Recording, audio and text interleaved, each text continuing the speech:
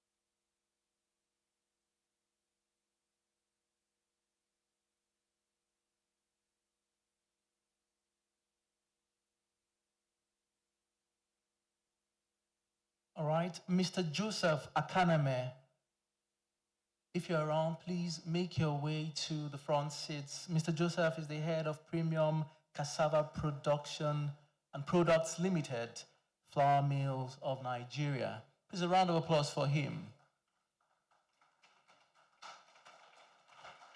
Thank you very much.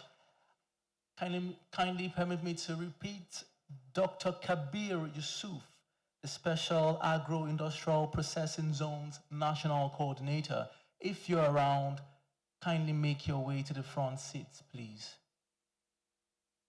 Also, Mr. Oscar Ayeleso. Oh, I see you, sir. You're welcome, sir. Please, a round of applause for him. He's one of our sponsors. Please, if your hands are not too busy, a round of applause for him, please.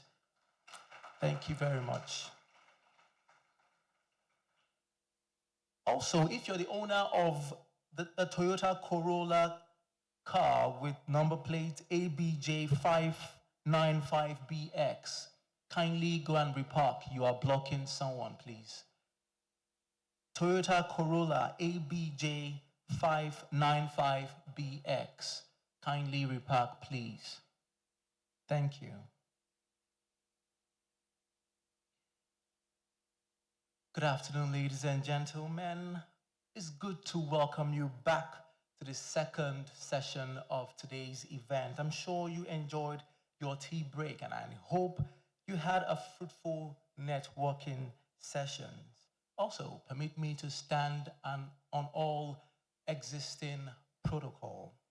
My name is Chikezie Ibe, and I'll be anchoring this second session of today's event, celebrating the World Cassava Day with the theme Farm to Global Markets, Driving Industrialization, Food Security, and Exports.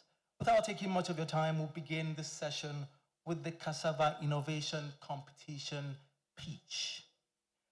From 10 of our top finalists from the just concluded online Cassava Innovation Pitch competition.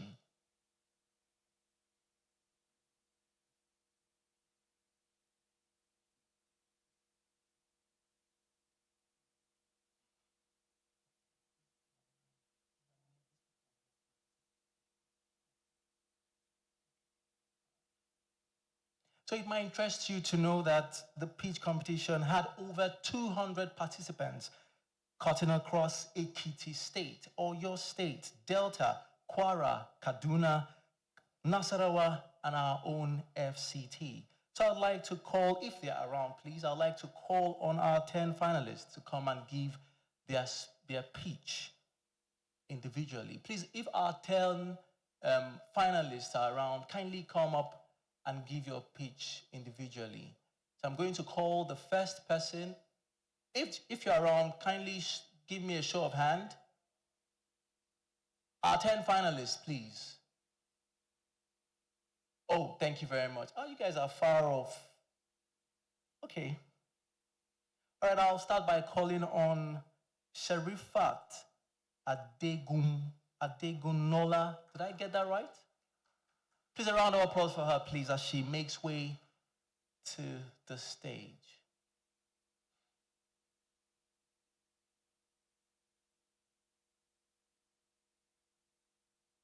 Please, a round of applause for her, please, as she walks. Let's encourage her, please. Let's encourage her. Let's encourage her.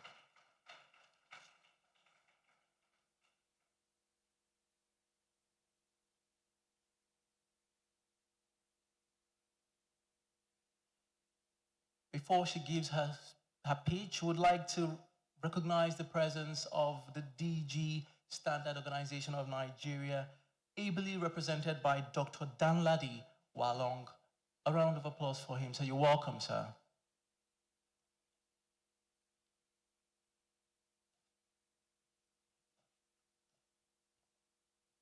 All right, the stage is yours. Please, you have 4 minutes. 4 minutes for our contestants, please, or our pitchers. 4 minutes, please.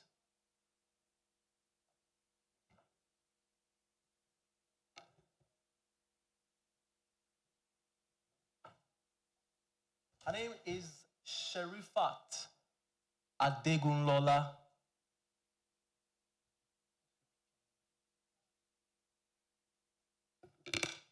Permit me to stand on the existing protocol. I am Sherifat Adegunlola. Good afternoon, everyone. So, on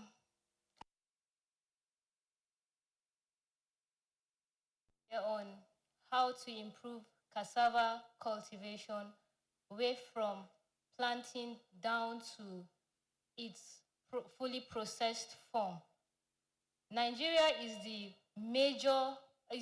largest country in Africa that produces cassava, but as the yield or the profit, the product gotten from cultivating cassava is less than 10 or around 10% of the entire product when cultivated. And this is these are the reasons that we face, because we are unable to meet the quality that is expected of us. We find it difficult to maximize our cultivated cassava because we have problems around the labor, the resources available, and the access to market. Now, the labor problem we have in Nigeria when it comes to cultivating cassava is that most of our farmers, up till this moment, still cultivate cassava and run down until it's processed manually.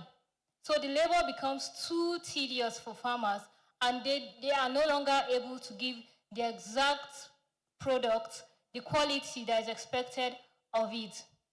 Also, the resources available at the moment for most cassava farmers is limited.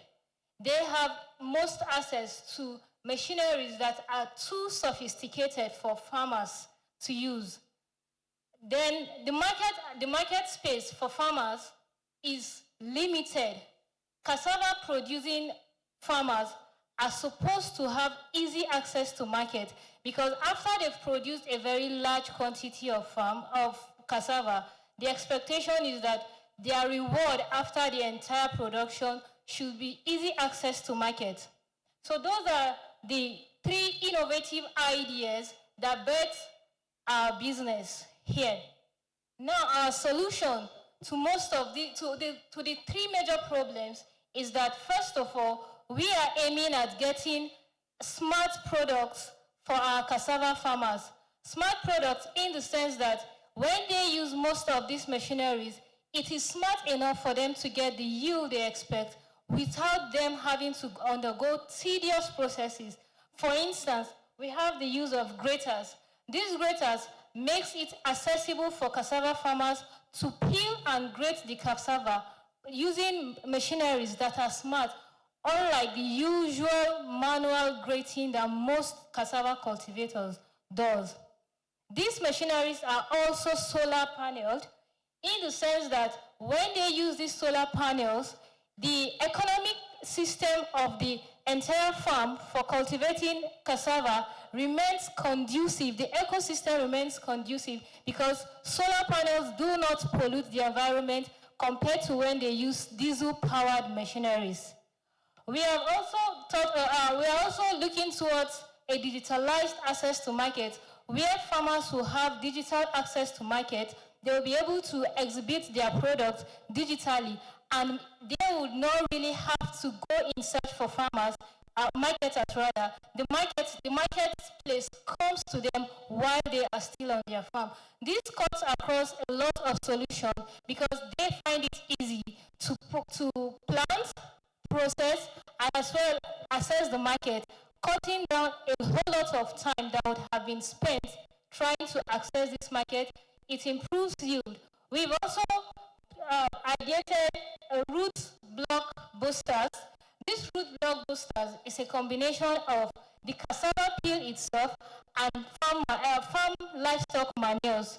Farm livestock manures and the cassava peel boosters will produce about 155% yield compared to the usual generic way of cultivating cassava. This reduces the time of this reduces the cassava farmer's time of increased fertilization of the soil.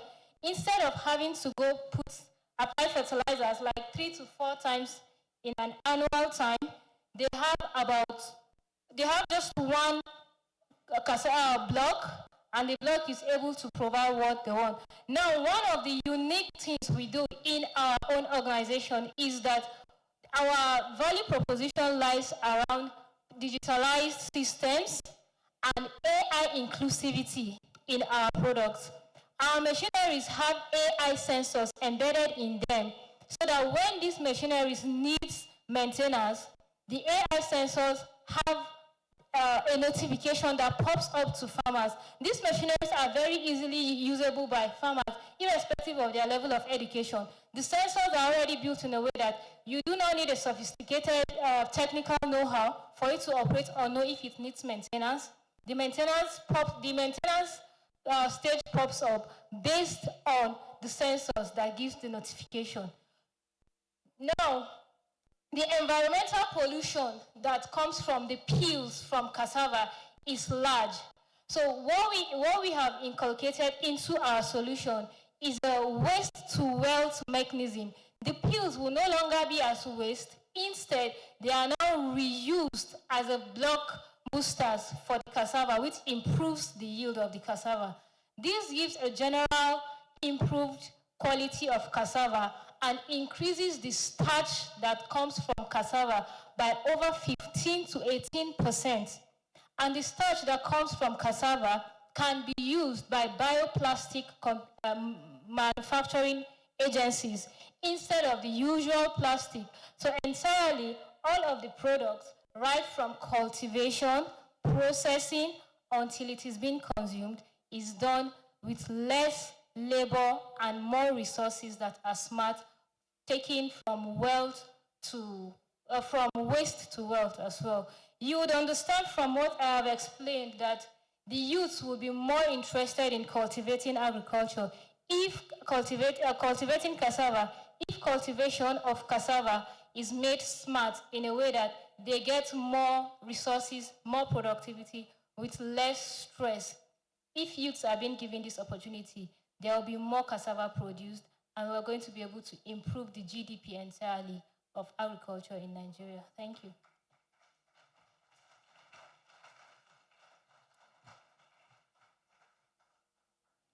Thank you very much, Sharifat Adegun Lola.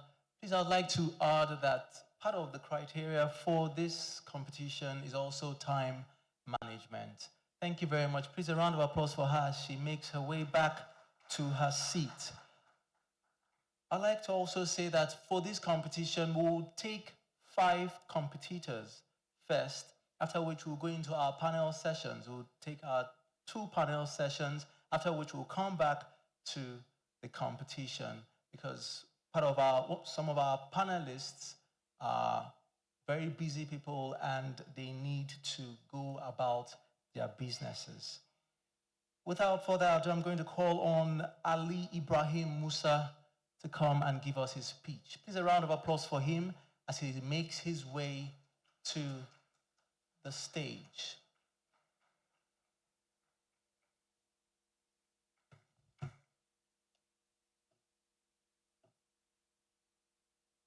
Please, a round of applause for him. Let's encourage him. Let's encourage Mr. Ali Musa. Please remember, Ali, 4 minutes. Thank you.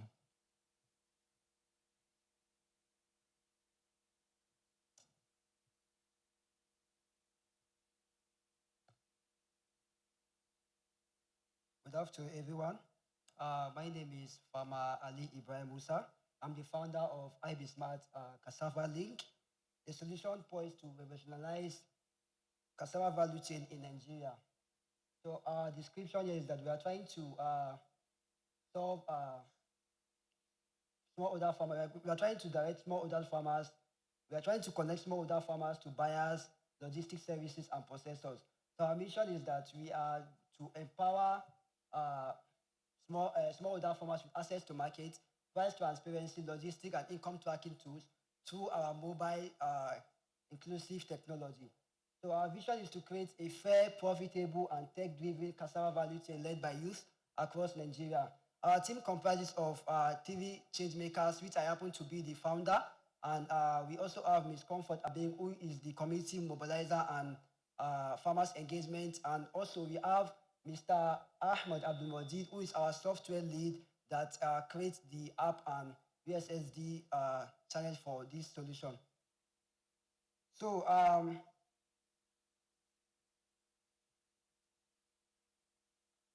the problem we are trying to solve is that young cassava farmers are trapped in a broken chain, losing income and thereby lack access to market, price information, and logistic support. So our targeted customers here is that we are targeting young cassava farmers in rural areas and peri-urban areas, cassava processors and agro-industrial buyers, livestock feeders who will use the cassava peels to create livestock feed for animals. So a real-life example here is Mr. Basi, who is a young cassava farmer in Cross River State, who happens to harvest 5 tons of cassava, but couldn't sell them. Couldn't sell them all. Couldn't sell them all at a good price, and the rest got rotted.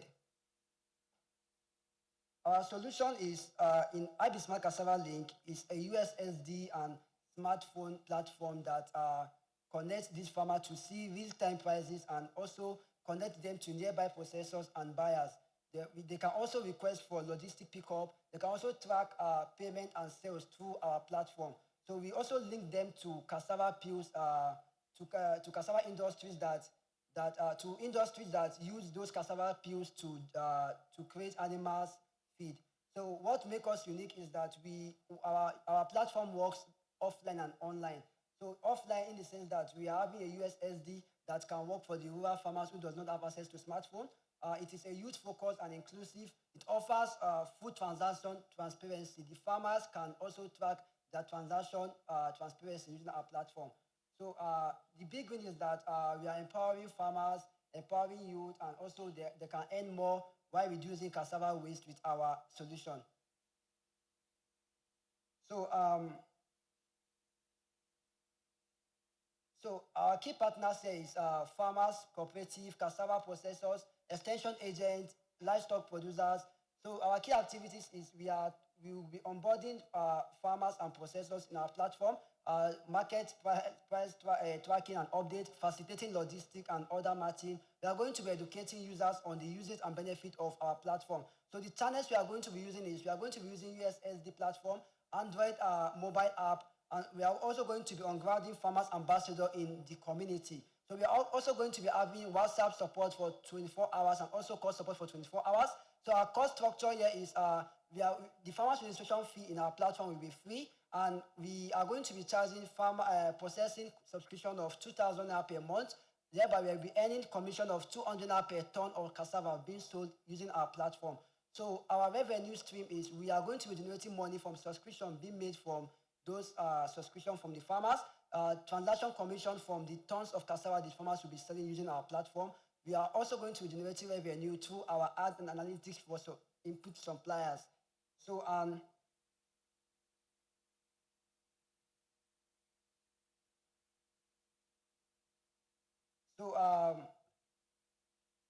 our revenue expenditure for the first year of operation is that we are going to be onboarding 2,000 farmers, monthly active processors of 400 farmers monthly. So we are going to be having a monthly revenue of 800,000 naira,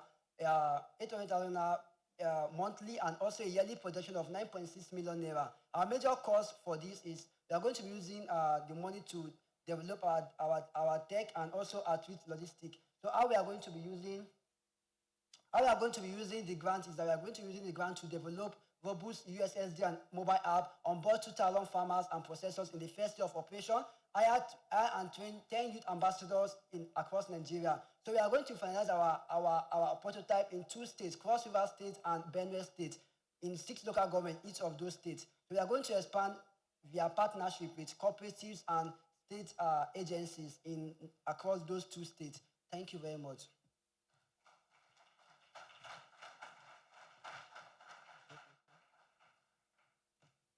Thank you very much. Please, a round of applause for Ali Ibrahim Musa as he makes his way back to his seat. I'd like to quickly call on Oluwapelumi Yusuf to give his speech. Oh, very fast. Thank you very much.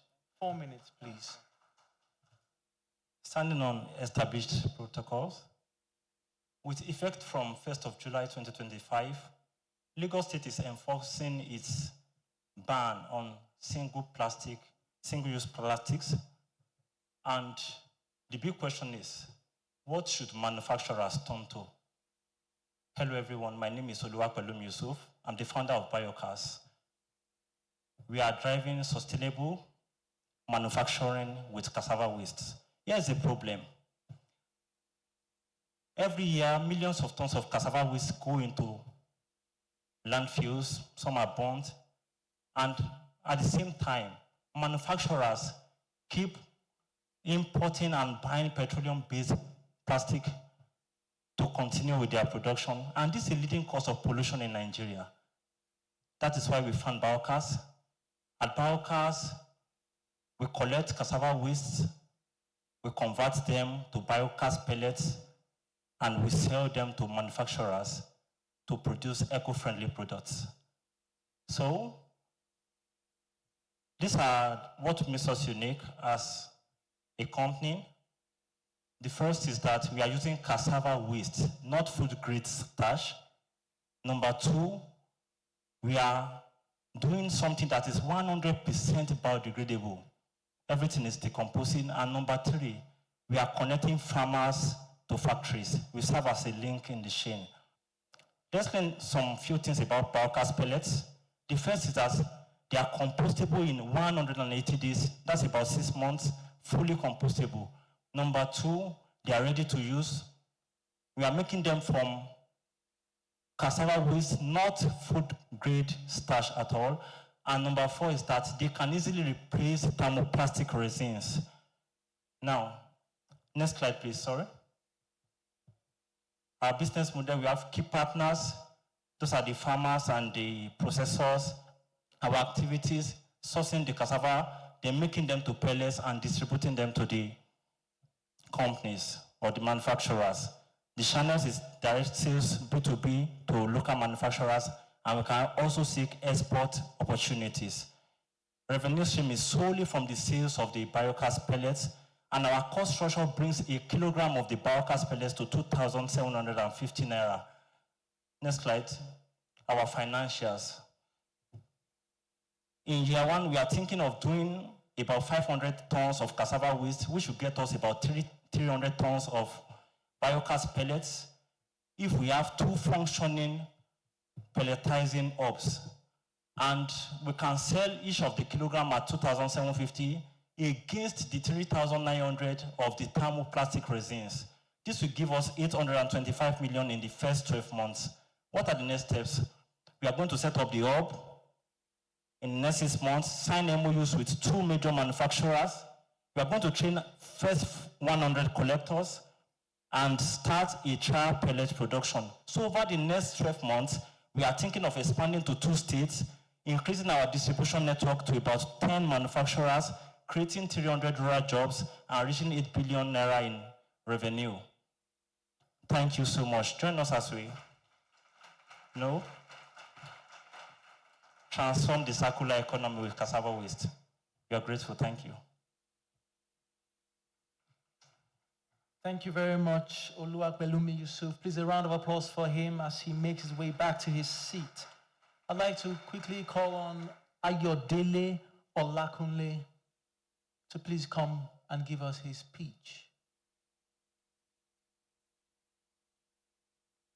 Oh, okay.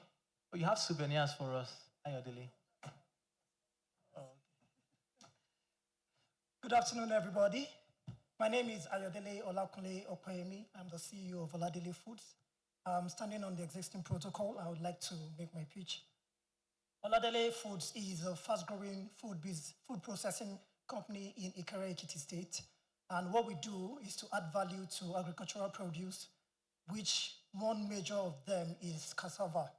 And we aim to be a leading food processing brand in Nigeria, known for its quality, its innovation in agro-processing.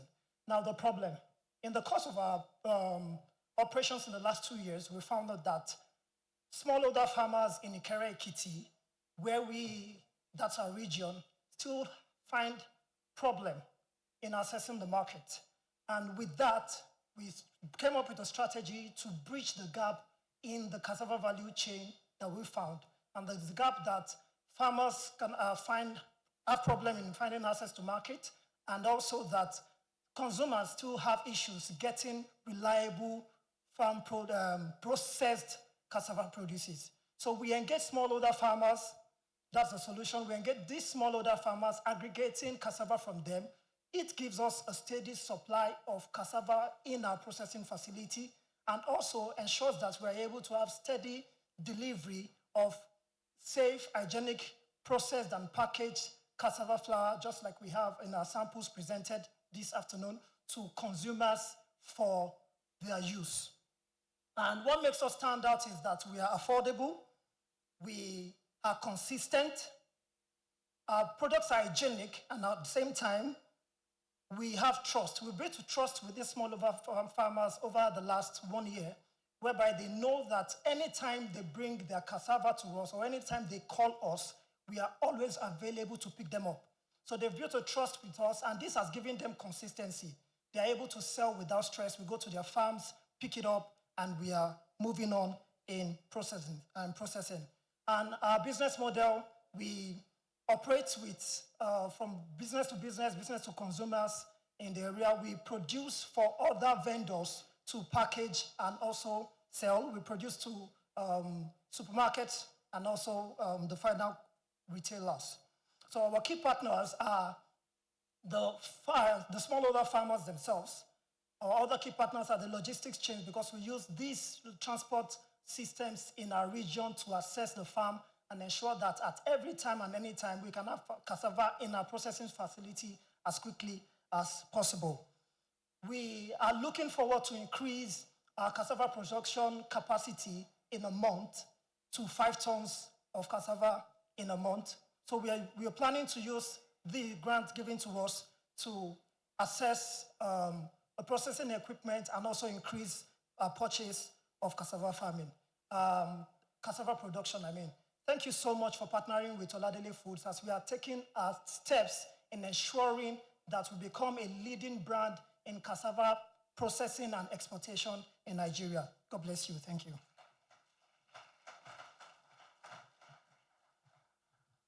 Thank you very much, Ayodele Olakunle. Please a round of applause for him as he makes his way back to his seat. So after him, we'll be calling on our fifth pitcher, who, after her pitch, we will go into our panel sessions. So without further ado, I'd like to call on Ndu Dian Chidima. A round of applause for her. She comes to the stage. Please, if your hands are not busy, let's encourage them. Let's encourage them, please.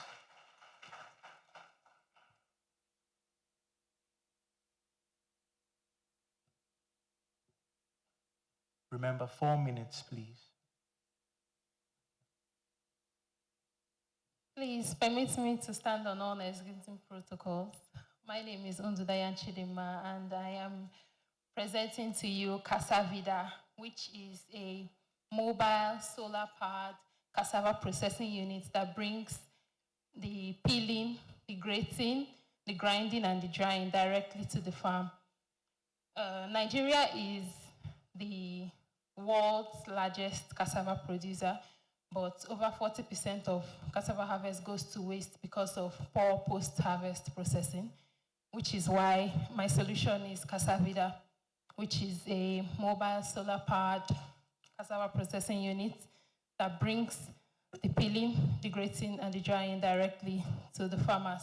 So Cassavida comes to the farmers don't come to Cassavida. And how does this work? The machine is mounted on a tricycle and it's powered by solar panels and batteries. And it can process up to 2 tons per day, serve up to 5 to 10 farmers per route. What makes us unique? We're mobile, we're scalable, we move, and is built with the rural roads in mind. It's powered by clean energy, it's powered by the sun, which makes it eco-friendly. It's affordable, and we are like the we have first mover advantage because this is the first of its kind. So our business models, we have our channels are field agents, WhatsApp messages, WhatsApp and SMS bookings, community agro centers. Smallholder farmers are our main customer segments. We have cooperatives and women groups.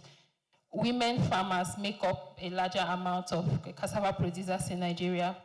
Our cost structure, we have solar units and tricycle cost. The solar units and tricycle cost is together with the production of the machine, which costs about 1.5 million. We have staff salaries and fuel. We have maintenance. Our revenue streams, we have 5 to 10,000 naira per ton, subscription plans, and value-added product sales. That's in the future. And our revenue assumptions, average processing fee of 7,500 per ton. We have 100 tons processed in 6 months. That's about 750,000. Our expenditure assumptions, the prototype build will cost about 1.5 million. We have staff training and marketing costing about 500,000. We have maintenance and logistics costing about 250,000. In 12 months, we will build the prototype build will cost about 5.5 million. We would have served over 300 farmers, and our break-even point is month 8. And the 3-year plan, in 3 years, we are planning to develop about 10 units, reach about over 5,000 farmers, and create over 50 jobs. The money gotten from these grants we use to finalize our minimum viable product. We're going to deploy to 2 major states, Abuja and Benue. We're starting with those 2 major states. And community engagement plus field agents. Next step, please. So this is like a sample of the prototype. And next slide, please. Thank you.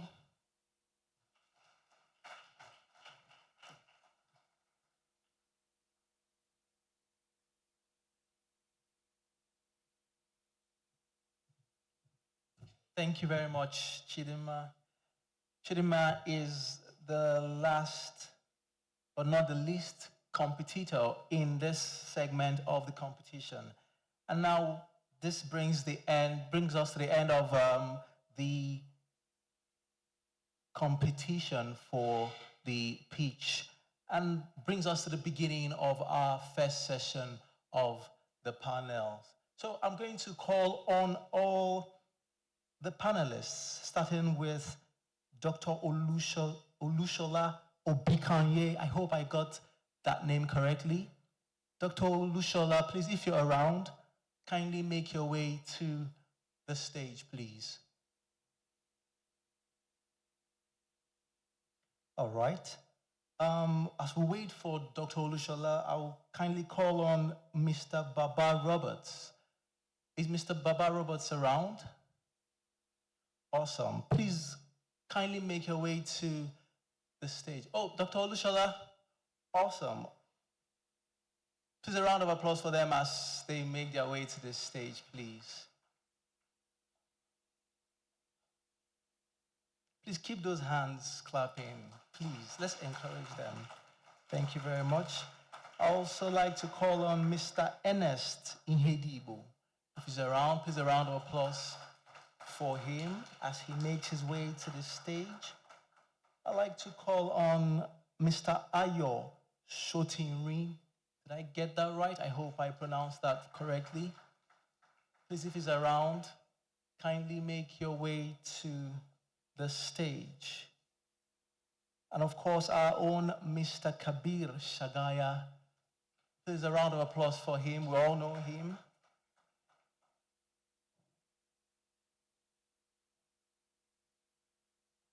Before I call on our moderator, I'd like to give a brief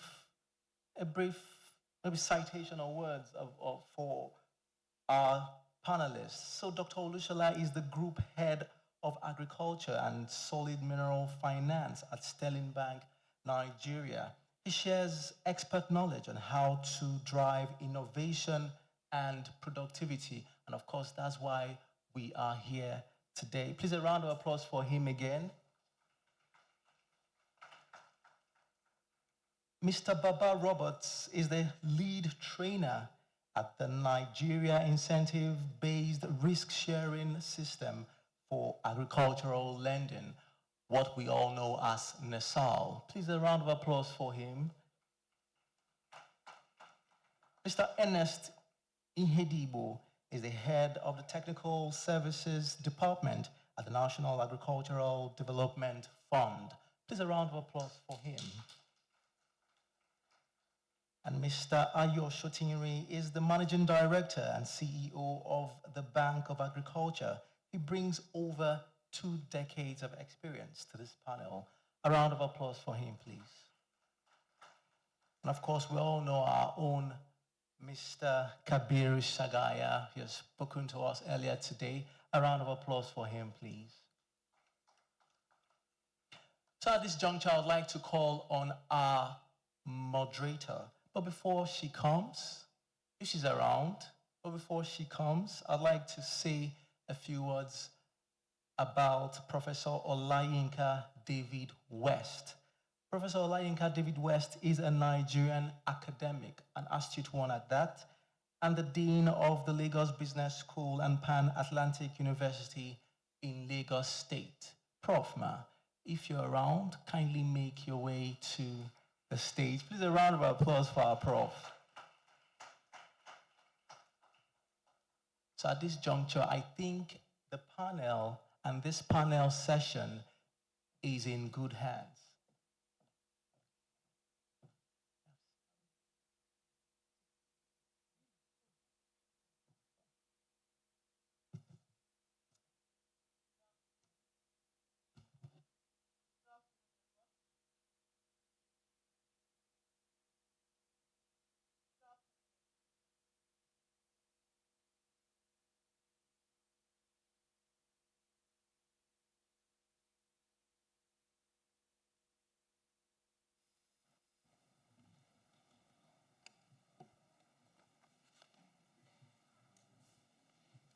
Please, can someone from the media team help us?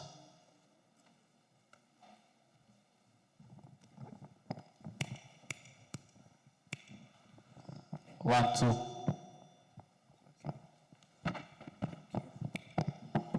But can you check all the mics before we start?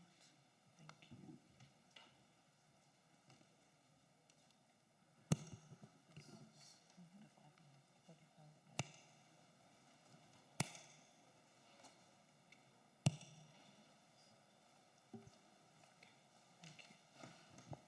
Good afternoon, ladies and gentlemen. Thank you very much for taking the time to join us for this panel that's really going to be trying to discuss and discern how we unlock capital for Cassava.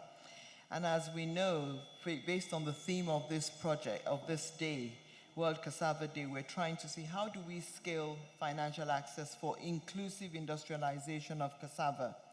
My name is Olayinka David West. I'm the Dean of Lagos Business School and Professor of Information Systems. And I also lead a Cassava Accelerator initiative at the Business School. And one of the things we're trying to do in that initiative is how do we catalyze cassava industrialization? And we've identified 4 key pathways and strategies. One is sweeteners, one is high quality cassava flour, and then the third is ethanol, and then the last is starch. But you see, part of it is the different derivatives, because we know that crop versatility is one of the characteristics of cassava.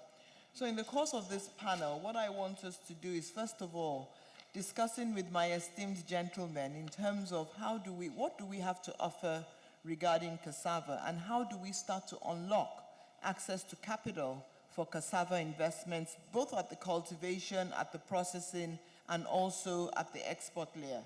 So we have very little time, so I'm going to ask us to keep our contributions very brief, but I'm going to start off by asking an opening question for all of us, right?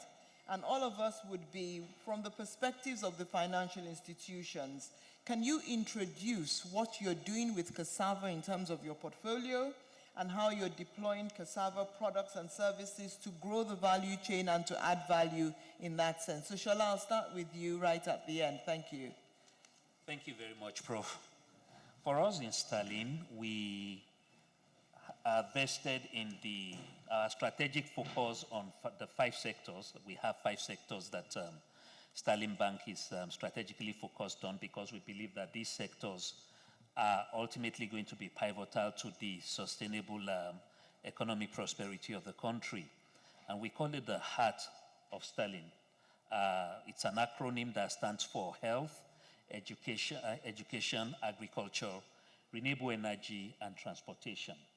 Now you look at the acronym and you realize that agric is right in the middle of this 5-letter word. And that tells you that agriculture is at the heart of the strategy of Sterling. Today we have about 15%, more than 15% of our risk asset portfolio tucked in the agric space. And speaking specifically to the cassava value chain, we have a strategic thrust in that particular space that spans primary production, processing. Of course, we also have commodities or final products, and then we have infrastructure and mechanization. That said, our approach in engaging the sector is the value chain finance approach. That will mean that we will not just lend in silo or in isolation without necessarily understanding the value chain position of the player that we are working with. Now, because we know that it goes beyond even value chain finance, all the players there, we tend to work more with what I would call the ecosystem finance. That will mean that if you really want to continue to lend to that particular space on a sustainable basis, then you need to look a little beyond the value chain players and then begin to look at the ambience, the environment that will make for sustainability. So we continue to lend sustainably in that space. Thank you. Okay, thank you very much, Shola. So it's not just about the product or the cassava itself. It's really also looking beyond what you're looking at, because you know you need to ensure that your investments or your risk is also secured and it will come back to you. So you're not doing it in isolation. Absolutely. Okay, Kabir, I'll come back to you because I think that you're the operator and you're not offering anybody funding at the moment. So let me not put you on the spot for that. So let's now go to, I think we can come to Baba now in terms of Baba, if you want to share what you're doing at Nursal. Good afternoon, everyone. My name is Bob Robert. I work for Nursal PLC. I straight that PLC such a way that we know where I'm coming from. Nursal PLC is a de-risking institution created to de-risk the value chain and facilitate finance. Two mandates. No borrowing money, no collecting money from anybody, but supporting people to get money. So what we do actually is we look at the entire value chain. Is it suitable for somebody to invest his money in? If it is yes, we talk with the financiers, whether investors or the banks. So we match production with funding. We place our guarantee on it. But most time, it is no, especially the cassava value chain. At the last annual cassava day, we discussed and agreed on two things. Two things must happen before finance could go into cassava very well in this country. Number one, the structure of the cassava production is safe. There are 101 associations that are disaggregated, mostly in smallholder quantities or numbers, which investors don't want to lend money to. So we must structure, get our cooperatives together, form a financeable tickets. And based on that cluster, Nursal can come in, structure, capacitate, and then facilitate finance to it. The other aspect of it is we all know the value of cassava is dependent on post-harvest management. So you can facilitate finance to production, you can produce several metric tons, but you can lose them within between 7 hours and 12 hours. People in production or processing know what I'm talking about. After 6 hours, cassava begins to lose its effective components, which is needed in the starch, which is needed in the gari itself, which is needed in ethanol, especially starch and ethanol. You begin to lose the effective ingredients. So we must manage that sector.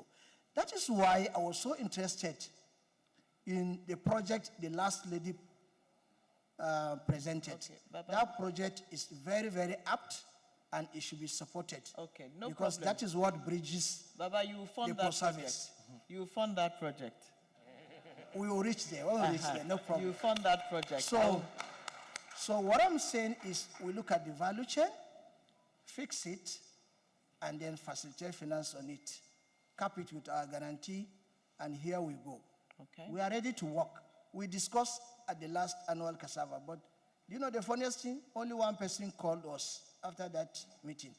And I don't know today, whether Baba, Federal Ministry of Agriculture and Food Security have harmonized all the associations into one, because that is the only way we can get there. Okay. So thank you very much. Thank you very much for that, Thank Baba. you. But I think that one of the things you're highlighting is the fragmentation of the ecosystem and the players in the market. And for lenders, even for Shola with the heart play, he doesn't want to deal with 1,000 or 5,000, right? No. I know Kabir deals with them, so how he manages to do it and stay alive is what we have to learn, but you can't do that. So one of the things we're saying, and I think there's a lot of associations here, so how do we ensure that we're structured and organized and cohesive to bring them to Shola, and then Shola can come to you and get the money. So Ernest, NADF, tell us in terms of your own scope around cassava. Thank you.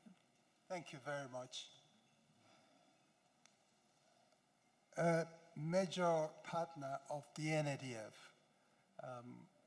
has this very smart adage that a factory without raw material is scrap metal. And that makes a lot of sense. And so at NADF, our interest in the cassava value chain cuts across the process from raw material to processing. As you know, the NADF has that mandate of catalyzing finance and collaborations across the entire agricultural value chain, and the objective is to increase productivity and, of course, enhance national food security and sustainable economic development. So our interest cuts across the entire value chain from seed production to actual primary production of cassava. And along that line, we have an intervention now that is targeting at least 8 major agro-processors in the cassava value chain. And very soon you'll be hearing so much about that intervention, which we call the Ag-Grow Scheme. The Ag-Grow Scheme provides input subsidy around seed, fertilizer, and agrochemicals. And the idea is to increase production, because we know cassava, all of us acknowledge the fact that it's a versatile crop. It's first of all a staple food crop before it becomes an industrial raw material. So there's a need to ramp up production so that we have enough to satisfy the staple crop status, at the same time provide sufficient supply of feedstock for industrial processing. Beyond that, we have a complete value chain financing model, which we call the Renewed Hope Farmer Productivity Multiplier Scheme, which we'll give you details as we go on in the course of this discussion, which looks at the entire process of linking primary production to market. These are things we do in addition to, of course, what we saw today, the collaboration between the NADF and the NCIA, which is designed to strengthen that value chain and then address the issues around production efficiency. Great, thank you. And before I come to, I think it's now Bank of Agriculture, right? Correct. Yes, Bank of Agriculture. So I think that what we're hearing is there's a lot of opportunities and products and interest on this side of the room for cassava. So let's hear what Bank of Agriculture says, and then I'll come to Kabir, and then we'll now turn it around and say, what financing products are we really providing? Because I think that's really what a lot of people want to know, because Baba said after last year, nobody called him. But this time, we want your phone to be ringing off the hook, right? Okay, great. Go ahead, please. Okay, thank you. Special thanks to the organizers for giving us the opportunity to be part of this panel session. Name is Ayo Shuteri, Chief Executive Officer at the Bank of Agriculture. For us, we're primarily an agri-financing institution. We are retail DFI. It means we do couple. And also we do large ticket sizes as well. When I say couple, I mean we finance smallholder farmers who make up, the bane of the agriculture sector. You're talking 40 to 70 million farmers across board.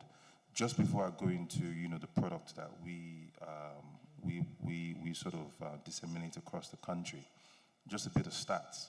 Nigeria is the largest producer of cassava. I'm sure you all know. But in terms of real numbers, we produce between 59 to 62 million tons of cassava.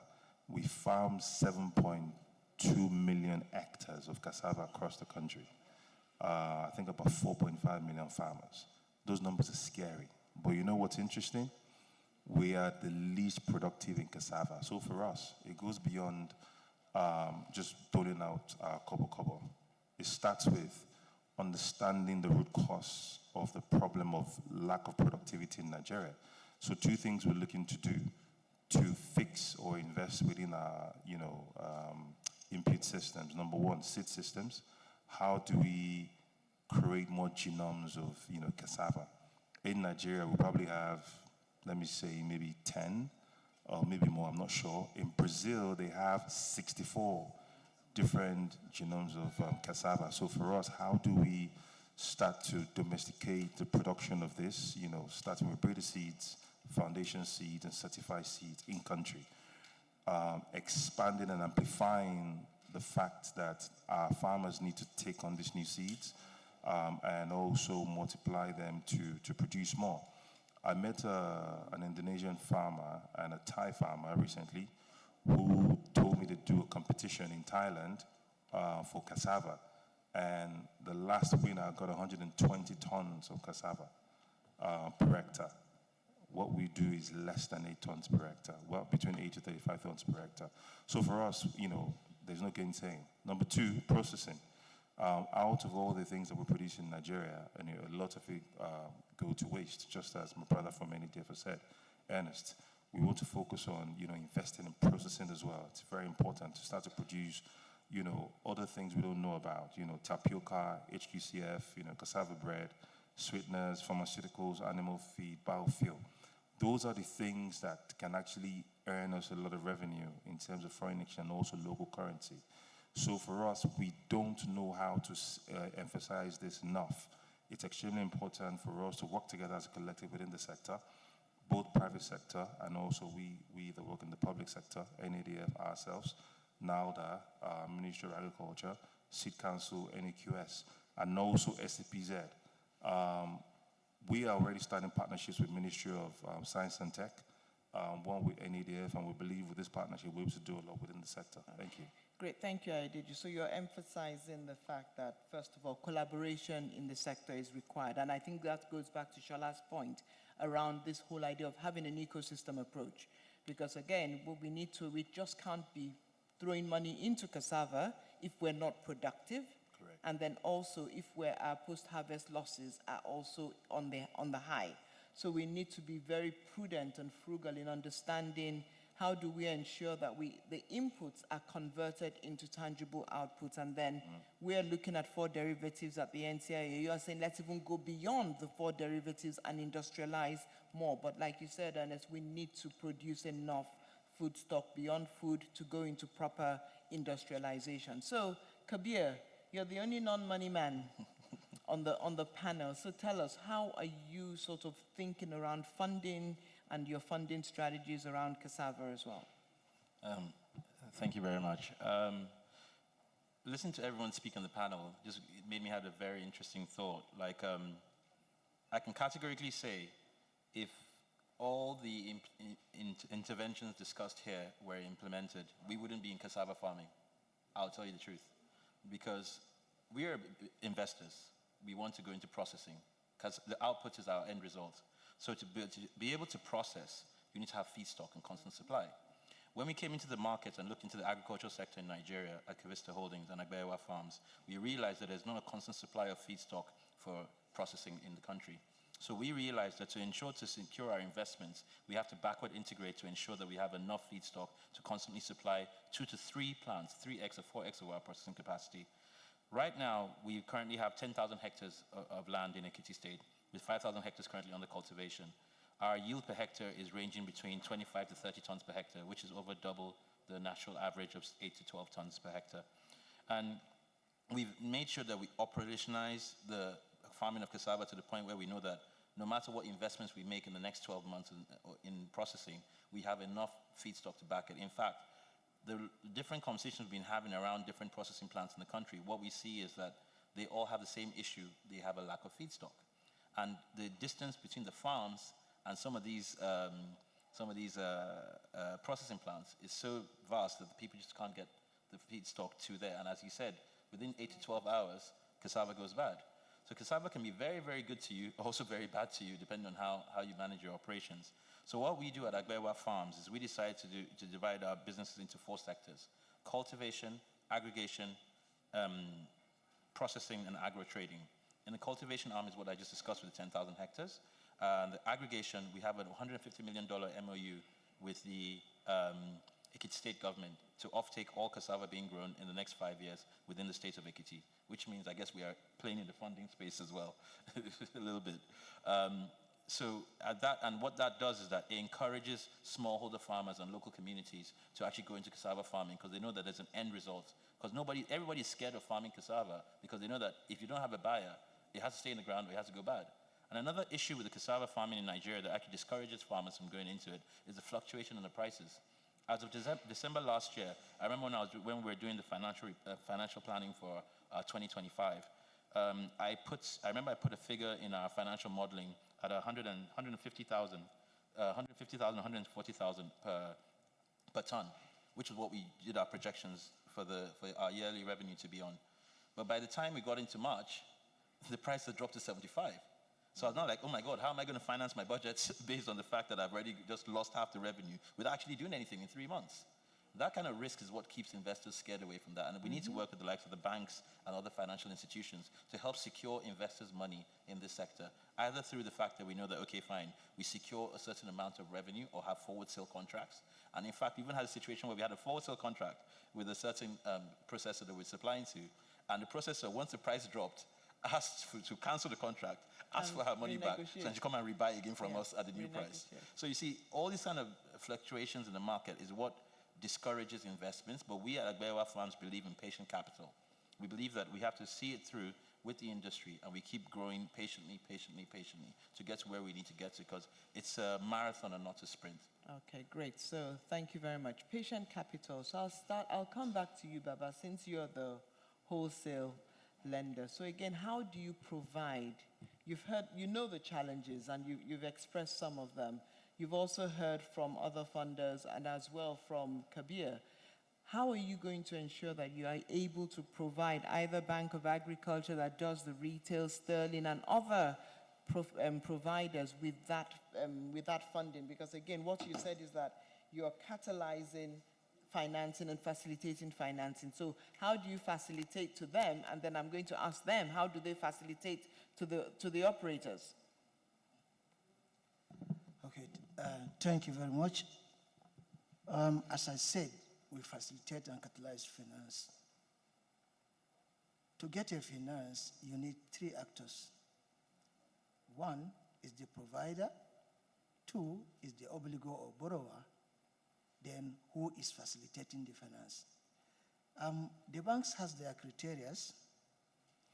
We work with farmer groups or large-scale farmers like somebody that has aggregated, say, 1,500 hectares, and we work together and look at the cost of production and what they have on ground.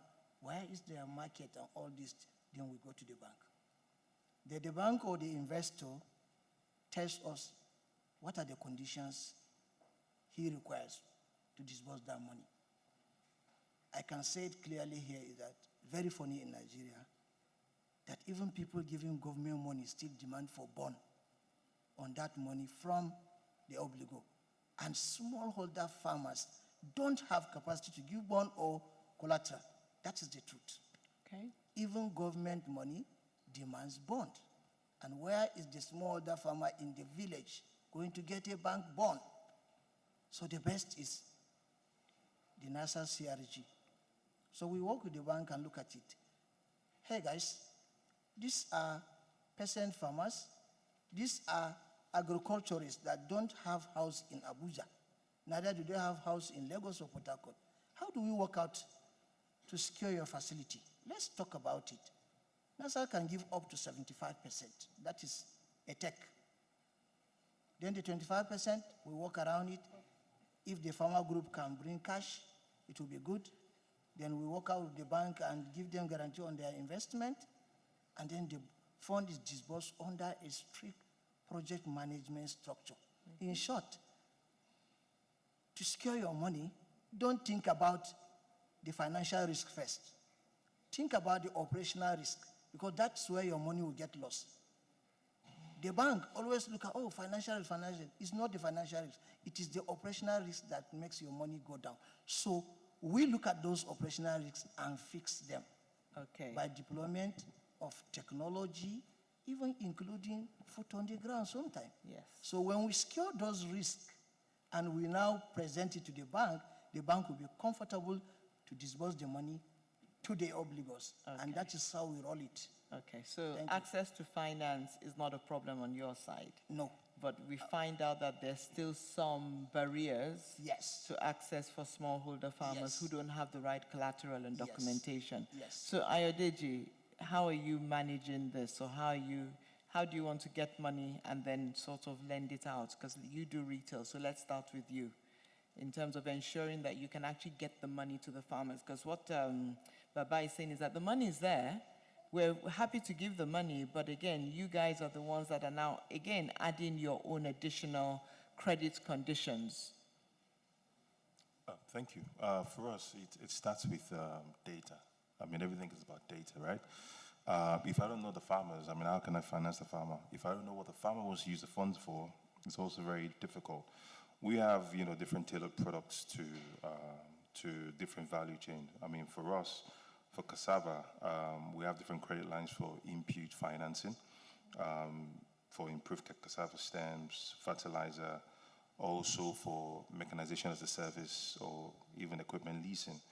We also follow value chain approach as well, where we tend to finance from farm to the factory. So the different instruments that we use, but for us as a bank, we're financed by two sources. One, we raise capital from our offshores, and also recapitalization from government. And we're happy to talk to anyone who wants to go play along different value chains. Thank you. Okay, great. Thank you. So know your customer is very important to you. So farmers also need to interact and engage with you at any point in time. Ernest, do you have anything to add to this conversation in terms of products for smallholder farmers or processors within the sector? Oh, yes. Our approach, really, as a fund, our funding portfolio is compartmentalized into four. We have the equity investment, which is more like a direct investment, which constitutes 20% of our portfolio. We have the debt fund, which is more like an indirect investment, which is the major fraction of our portfolio, about 70%. And this debt fund we deploy through partner financial institutions who accept the risk of the primary producer or processor or other stakeholders within the value chain. And then, of course, we have the grant component and the emergency component, which account for 5% of our fund respectively. So for MSMEs that are looking at or that are participating in the cassava value chain, we expect that this should be, businesses that have very strong growth potential, and they have to have business models that are innovative, scalable, and replicable, to the extent that we want them to demonstrate what works to excite other entities to participate so as to catalyze more private sector capital into the cassava value chain. So that's our interest in the equity side. And on the debt side, the issue of value chain financing that is inclusive, looking at women, youth, and these smallholder farmers who are at the bottom of the pyramid in terms of agricultural production is concerned. The model has to show strong cash flow and sufficient debt coverage ratio. So we are not a fund that's about throwing away money. We are interested in growing that sector, but by appropriate collaborations, technical assistance, we guide our potential partners to do the right thing so that they succeed, and then the fund is preserved and grown so that other beneficiaries can participate. And the grant side, please. Okay. Because this is an area of keen interest. The grant is provided so as to support what we call market systems development initiatives. We use these grants to spin the wheel, more like, where we have identified an opportunity in the market, so that market stakeholders can see value, create value, and share value by playing their normal role in that market. So we use the grant component to spin that wheel to make that happen so that stakeholders can do their normal thing, and we minimize this idea of subsidies and so on. So we use the grant component to strengthen what we do in any one of the markets where we want to play. And of course, innovation and what we are doing with research and development so as to ensure that we have good genetics, seed production that is at the heart of this sector. That's the kind of thing that attracts this grant support. But of course, where there are emergencies, natural disasters, pests and diseases, and farmers and stakeholders are imperiled, we come in with this emergency support fund so as to help them weather the storm. Okay, great. Yeah. Thank you. Thank you very much. So what I'm hearing is that your fund also needs to attract other investors into the marketplace, and you use the grants as a test and learn kind of sandbox experiment to sort of, because it's money you're not expecting back anyway. So you're going to use it to stimulate the market and stimulate market dynamics in that. So, Shola, before I come to Kabir, I'm going to ask you, so what are you offering at Sterling for Cassava, in terms of Cassava funding products as well? Because I know, so we have debt equity grants, and so what is your offering? And then I hope you're working with Baba as well as NADF already. Absolutely, yes. They are our strategic partners, NADF and NISA. For us in Sterling, I think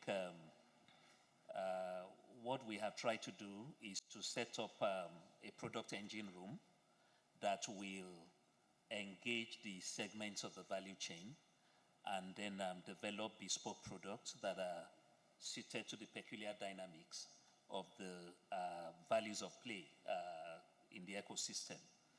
And we have come to dimension the requirements, especially as it has to do with the various players. So for primary production, that goes at the very low scale. And by the way, before I say that, I need to align with the previous comments that have been made. But I will say it in another way. And that is to say that I do not think that access to finance is the foremost requirement for intervening on a sustainable basis, for growth in the cassava value chain. I think knowledge management, capacity building should be foremost, and I think that this is also part of what should be in the bouquet of product for any lender that wants to be successful. The second one, of course, will be access to market. Access to market here will go to not just the guaranteed offtake that you will get or from some contract offtake, but it will speak to post-harvest technology, it will speak to storage facilities, it will speak to some other things that one needs to do to be able to hold on to that product in the period of glut so that you'll be able to sell for a premium when it is time to so do. That way, you have migrated the smallholder farmer or even the SME player from the mentality of engaging the cassava value chain as a vocation and then gone on to a business or profit-oriented entity. Now, having said that, we understand the fact that at the primary production level, the margin is lean. Talking about the profit margin, the cost is high. At that level as well, it is very difficult to pass on the cost to the consumer. So what we've tried to do is to engage blended finance solutions with the development partners to ensure that low-priced concessionary fundings are blended well with our own commercially sourced funds so that it can be very, very affordable. A case in point was what we did with the Sterling Women and Youth in Agriculture in partnership with our then partner, our partner, the MasterCard Foundation. They gave us a grant, and then we were able to blend it. And in the period when the government was still very much lending in their intervention schemes at the rate of 9%, Sterling Bank was also able to lend at that particular rate. Then we go on to value chain financing, which is very key for us. We will always lend to a value chain player who has partnerships, who has collaborations. So if we have a processor, for instance, who we know will be needing feedstock in the manner that Kabir would, then we are happy to engage because we know that there is guaranteed offtake. But in all of this, we infuse knowledge, we infuse capacity, we now have access to market, and we're then able to do that. Then, of course, venture capital funds for the bigger guys, we need to do that. Asset-backed funds for those who are into mechanization, infrastructure. And then we will talk about commodities-backed financing. And this is what we have been able to do on our Sabex digital platform.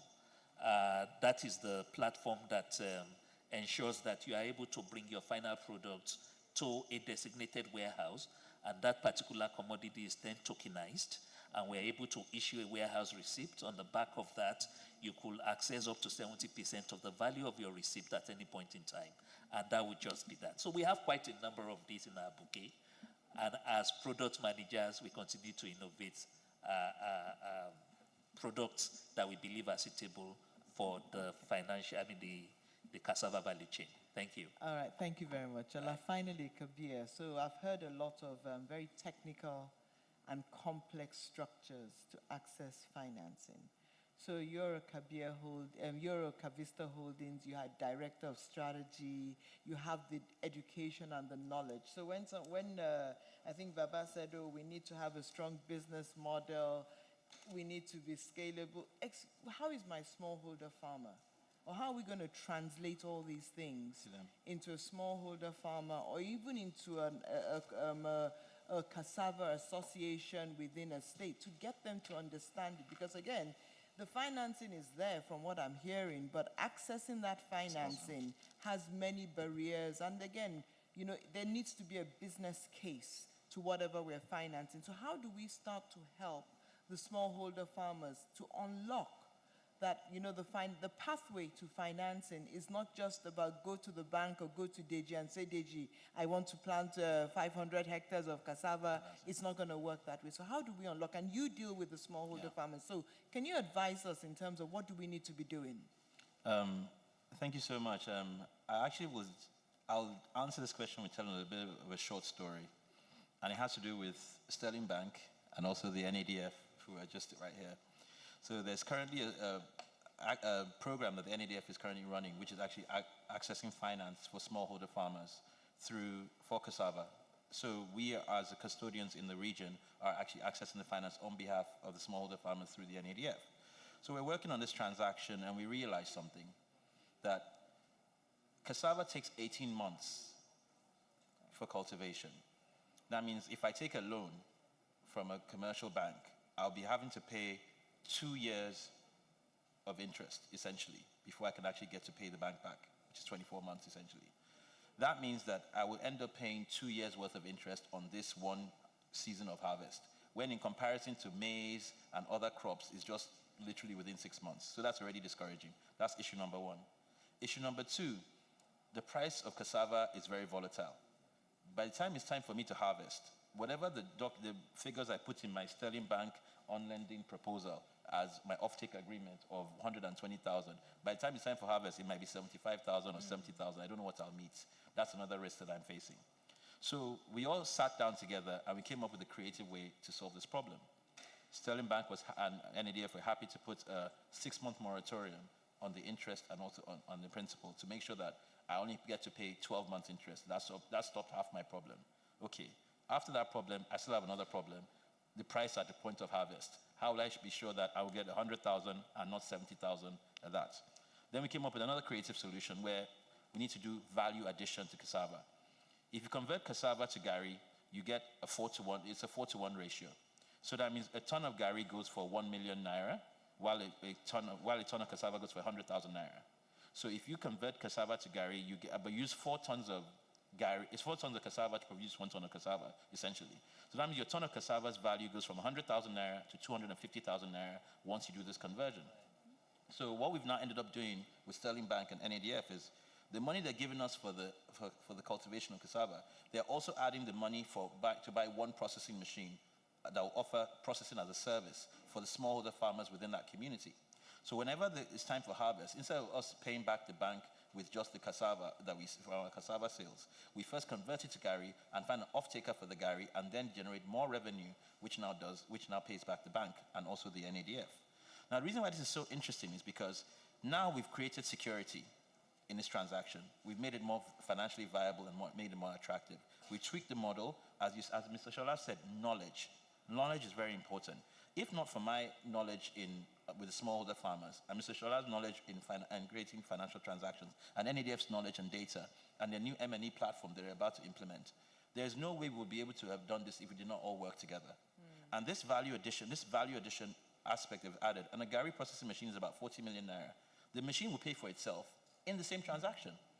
So you see, the creative collaboration between the NADF, Sterling Bank, and Agbewa farms has been able to create a model which will now be able to be replicated under NADF to other smallholder farmers. And the whole idea is that Agbewa is happy to work with government to learn from to do test cases of different models like this, to be able to expand and grow. That's why we work with the NCIA as well, which we have to thank them for all the support they've done with the BCG team and the LBS team. And what we've realized is that we're all learning.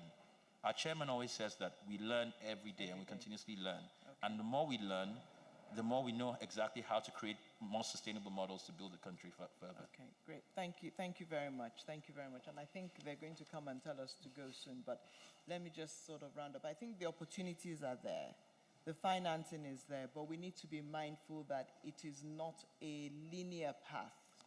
And there are many hurdles that we need to cross. Some of these hurdles require innovating around the access pathway to financing. That also requires that we think about the markets.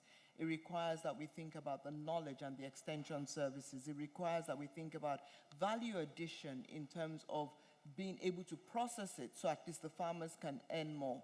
But I think the only thing we also still need to lock up and cross out is this issue about productivity, because one of the benefits around doing cassava, working in cassava is, if we want to sort of claim into or tap into a $1 trillion economy, job security, food security, creation of jobs, we need to be hiring and putting more people to work. Agriculture is one of those sectors that is a viable opportunity for putting people to work. But then again, agriculture has to be lucrative because young people want to earn a decent living. And I think I've been in a room before where they said, have you ever seen a rich farmer, right? And people want to see rich farmers. So we need to turn the tides and tell a different story. So stories such as yours need to be documented. We need to provide an M&E, a monitoring, evaluation, and learning framework around it so we can replicate it, we can tweak it and innovate around it and basically synthesize around it. Ernest has one more comment, and I know I'm going to close because I'm not sure if we have time for questions. But Ernest, quickly. Thank you, Prof, for the opportunity. Remember, you raised one point. Financing, very complicated terms and structures. How is the smallholder farmer who is producing the tubers, how is he being helped? The story he told about this collaboration is just one solution that addresses the problem of the smallholder farmer. So the smallholder farmers are not engaged on their individual basis. We are going through the processors. In fact, we know for certain small details, you would have heard about Sultry. Between Sultry and Kavista Bewa, we're looking at somewhere around 2,500 smallholder farmers who are being provided with extension service because they're in the network of these two processors, so they know the right thing to do and the right time to do it, and they get the right quality of inputs, and there is ready offtake. So against that backdrop, financial institution can take that risk because the cash flow is assured. So smallholder farmers are being guided with extension service, access to market, and the financing is coming at a price that is sector friendly. Yes. So this is the way NADF is addressing this problem. So you'll be hearing some more exciting stories, and we want to scale this approach under the Renewed Hope Farmer Productivity Multiplier Scheme. That's what we call it. You'll be hearing about it. In fact, we had already done stuff in the maize value chain with flour mills and 2,000 farmers, 1,500 farmers in Kaduna State in the maize value chain. Similar things to address the needs of the smallholder farmers will be happening very soon as we wrap this up. But again, I think one of the things I'm just going to finally say is that it's not enough. Because when, I think I did, you said we have 4.5 million farmers, right? 1,000, 2,000 is not going, we need to do more, and we need to do more quickly. Showing success so that we can scale. I agree. Demonstrating that it works and it is profitable. It can be done. We need to do it quickly. So the other farmers can We need to do it quickly. That and finally, I think the final thing I'm going to say for all of us, because I'm also part of this ecosystem, is we also need to advocate more and tell more stories. Because if I didn't come here, we wouldn't know about the Renewed Hope Agenda scheme and things like that. So how do we start to put these things out in the public domain so people know that, there are opportunities for learning and knowledge, there are opportunities for access to finance, access to markets, and all these different things. So I think that that's something we also need to keep as our back burner in terms of how do we tell our stories better and how do we take it out. Ladies and gentlemen, I want to say thank you to our panelists. I'm not sure if we have any time for questions from the audience. Otherwise, do we have time for questions? My bosses are behind me. Okay, we can take 2 questions apparently. So I have one hand up in front here and another one over there. So we can just take, is that a lady's hand? Sorry, I'm partial to ladies, so we'll have one gentleman here and the lady over there. Gender balance, right? So do we have a microphone? Do we have a microphone? The lady is behind there. If you want. These members of the protocol team help us. So she's standing up. And yes, the gentleman in front is also going to ask his questions. I think it's Nasir, right? Nasir, right? But we're waiting for a microphone. Okay, if you can, and I can hear, then I can paraphrase. Thank you so much. My name is It's not working.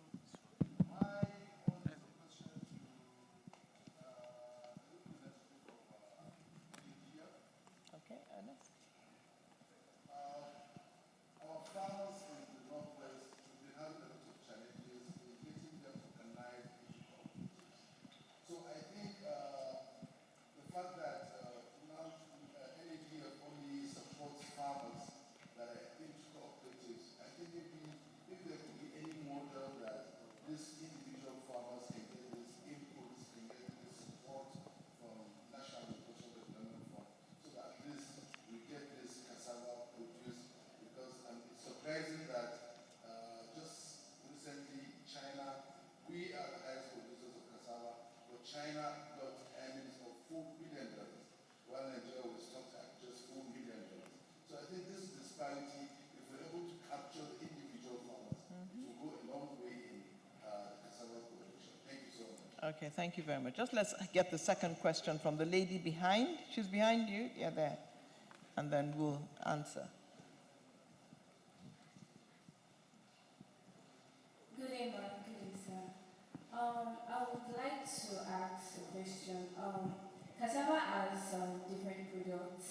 Like, there are different products made from cassava, but there's one particular product that I know that the market has not really tapped into it well, and I don't know if it's a question to ask why, and that's tapioca.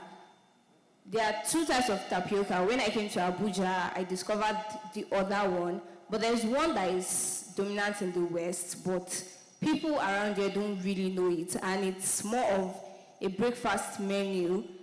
And I would like to ask why. I don't know if anybody here knows the type of tapioca I'm talking about. It's a tapioca pudding that's white. You can answer. You mentioned tapioca. Okay, thank you very much. So I'll get Ernest to answer the first question, and then Ayodeji also mentioned tapioca in terms of other derivatives. So I'll get him to answer that question. So Ernest, please go ahead. Thank you very much. So the idea of working with farmers as cooperatives That's the way to go, really. But the thing is not just having cooperatives in name. The purpose of the cooperative thing is about aggregation, so that you can deploy inputs, deploy mechanization, deploy extension service, deploy financing, and monitor it conveniently. So what we are focusing on is aggregation.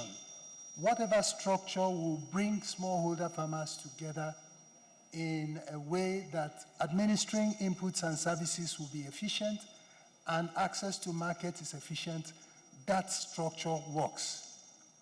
So the farmers in the Northwest or North Central or not any part of the country are covered in our both the agro scheme that we are doing and the farmer productivity multiplication scheme. Farmers are covered to the extent that we're emphasizing this aggregation. Okay. We are working through primary production aggregators. A lot of our MSMEs are doing extension service as well as facilitating access to finance. We're working through them. We're working through the agro processors across the various parts of the country. These agro processors bring the farmers together so that we don't just have cooperatives in name, because cooperatives in Nigeria, compare them to cooperatives in Eastern Africa, for example, you see that the cooperatives movements we have in Eastern Africa are very strong and viable because they have strong rallying points. But we are too individualistic here. So part of what we are doing under our grant component is to actually help create cohesive and functional cooperatives, building capacity along that line. But before we actually achieve that goal of getting cooperatives that are functional, not just cooperative in name, we are working through production aggregators, agro processors, who bring these farmers together so that input deployment, finance deployment, access to market is facilitated. We have him covered. So I think we have him covered, but we have to deploy across the states. Sure. Across the states. Thank you. That's right. Thank you very much. Ayedeji, tapioca. Thank you. Tapioca is a type of starch extracted from cassava roots. I think they wash it, they dehydrate it, and it's pulped. However, I would never be able to do as much justice to this question like the king of tapioca in the room. Dr. Tony Bello, please, question over to you.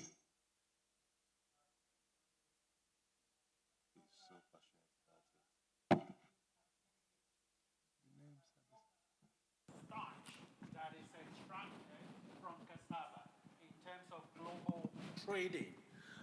That is the major difference. In terms of local use of language, when we say tapioca starch, we also mean cassava starch. For trading, global trading, they don't necessarily call it cassava, they call it tapioca starch. But I'm not sure which varieties you were talking about, but it's just local language. It's semantics. Okay, great. Thank you very much. Thank you very much, sir. So, ladies and gentlemen, we want to thank you for your engagement and your time. And again, I also want to say thank you very much to my esteemed panelists, Mr. Deji, Ernest, Baba, Kabir, and Shola, all providing perspective. So let's also challenge Baba and let his phone start ringing and let's start doing.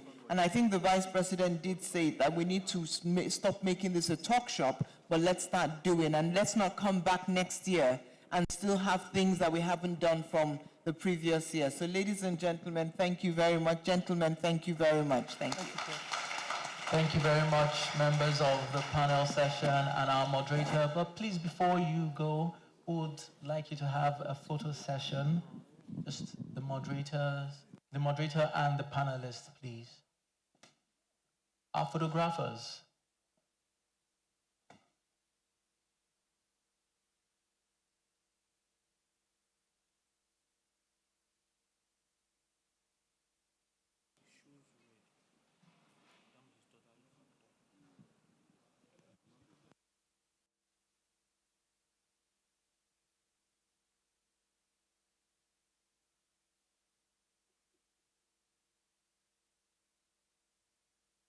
Thank you very much. A round of applause for them as they make their way back to their seats. Very robust conversations there from our first panel session with very rich contributions from our panelists and ably directed by our moderator. Without further ado, we'll go into the second session. But before then, please, I'd like to crave your indulgence, ladies and gentlemen, to please stay put to see the finalist for the competition, for the pitch competition, to see who emerges as the winner of the pitch competition. Having said that, I would like to call on the panelists for the second session. Please, if you hear your name, kindly make your way to the stage. First on our list of panelists for the second session is Mr. Oscar Ayeleso, the MD CEO of Agbeyewa Farms. Please, a round of applause for him as he makes his way to the stage. All right. In the absence of Mr. Oscar, we'll move to Mr. Joseph Akaneme. I hope I got that correctly. He's the Premium Cassava Product Head and Risk Management at Flour Mills of Nigeria, PLC. Please, a round of applause for him as he makes his way to the stage. You're welcome, sir. Please, if we're not too busy, let's encourage them. A round of applause, please.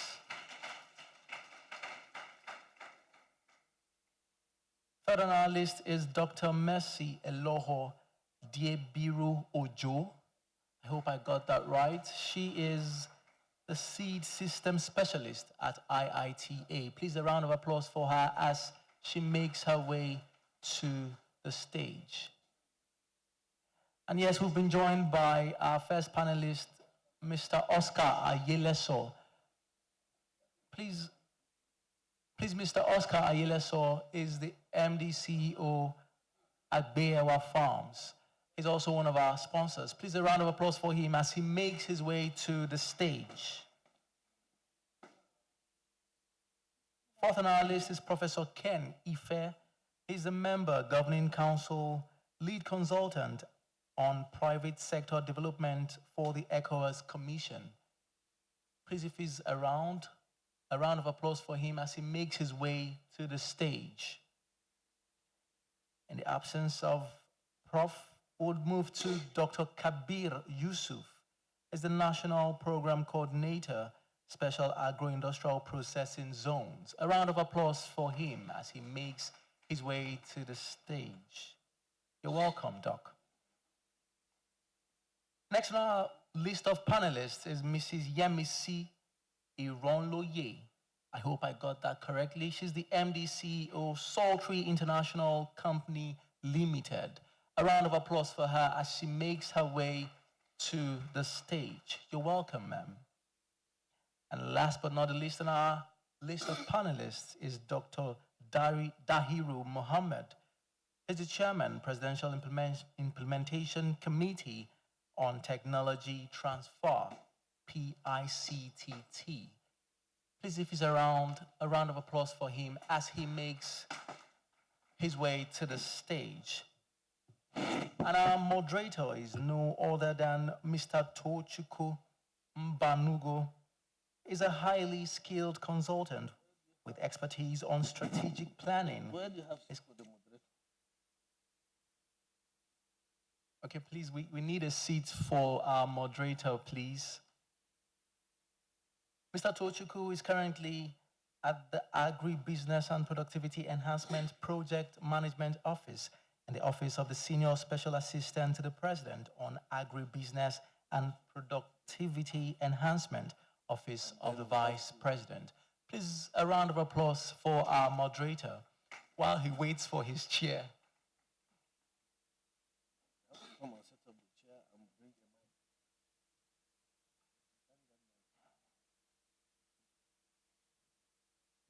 You have to do Please. this like this, and then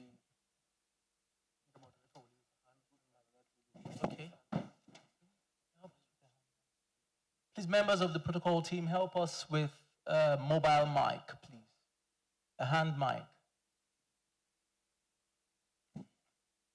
I think this panel is larger than the previous one, just by one member.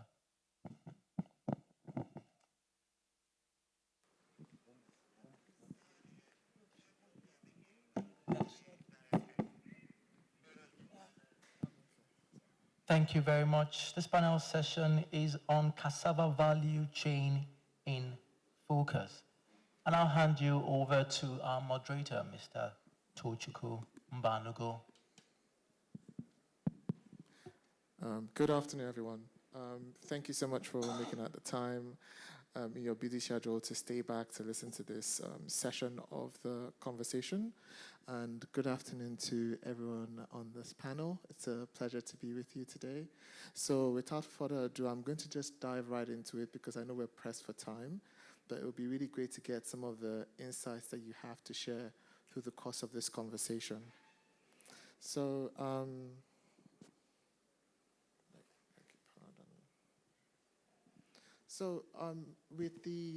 just going to go straight into it, and I will start off with you, Mr. Sheyi.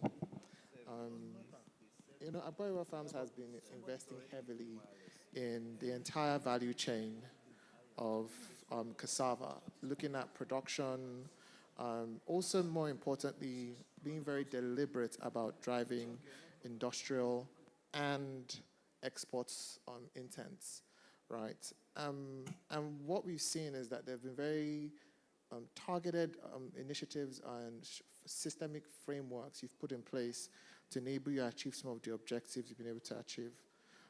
My key question would be, what would you say have been most critical in enabling you to achieve scale? And how can models like yours be adapted to strengthen national supply as well as global competitiveness? Thank you very much. From Agbeyawa, from inception, we were determined actually to go into agribusiness and agriculture and focus on cassava production. And our pillars, we are resting on 4 pillars: cultivation, aggregation, agro-processing, and also agro-trading. We started with cultivation now because we know that we need to get the feedstock for us to actually be able to get stayed very well and very long on the processing angle. When we were going to this business, we knew that we were going to a business that is not only going to impact the people around us, I mean the communities around us in the state, but that's going to impact even the nation. So we went into mechanization. A lot of machine and equipment were bought by us. Of course, we didn't just start buying equipment in a day. In 2022, when we started, when we actually planted about 1 and 2 hectares, we had only 1 bulldozer and 1 tractor, and other tractors were hired. But to go on today, we have over 10 dozers in our fleet, and also we have over 40 tractors in our fleet, and we are still purchasing. And that's what we mean that, look, we have started cassava revolution in Agbeyawa farm ever before this year. Because we are going to a large-scale agribusiness in cassava production and also cassava processing. We enter into an agreement with the state government to cultivate 100,000 hectares of cassava within the next 10 years. So if you are entering into that kind of agreement, MOU with the state government, then you need to actually have all the tractorization and mechanization to get that done. We not only stop at that, we also went into a very serious, structured in-grower and out-grower scheme. Because cultivating 100,000 hectares in 100 years will not be done by Agbeyawa alone. So like this year, we are cultivating 5,000 hectares. I haven't cultivated over 1,500 hectares in the previous years. And by next year, we are scaling up to do 10,000 hectares. The balance of 90,000 hectares will be done by this in-grower and out-grower scheme. And we put serious structure into it.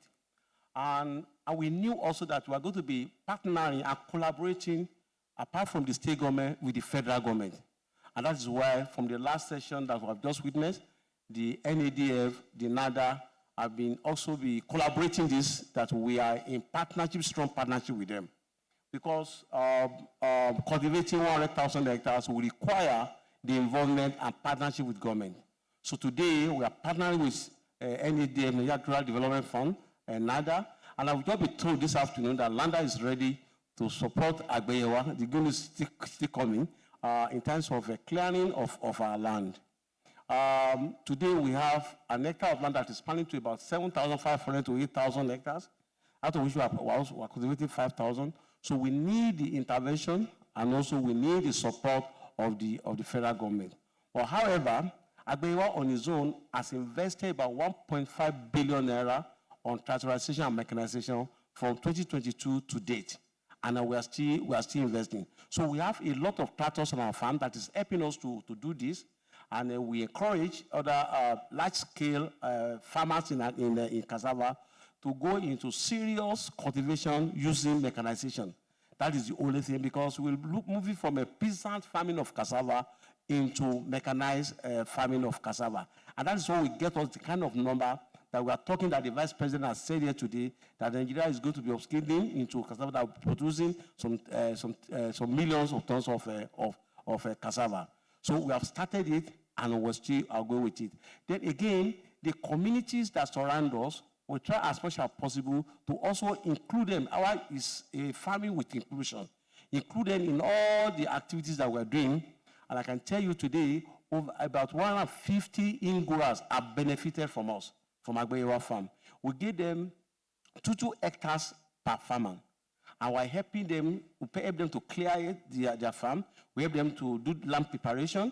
We help them to apply herbicide. And we're also helping them to maintain the weed control.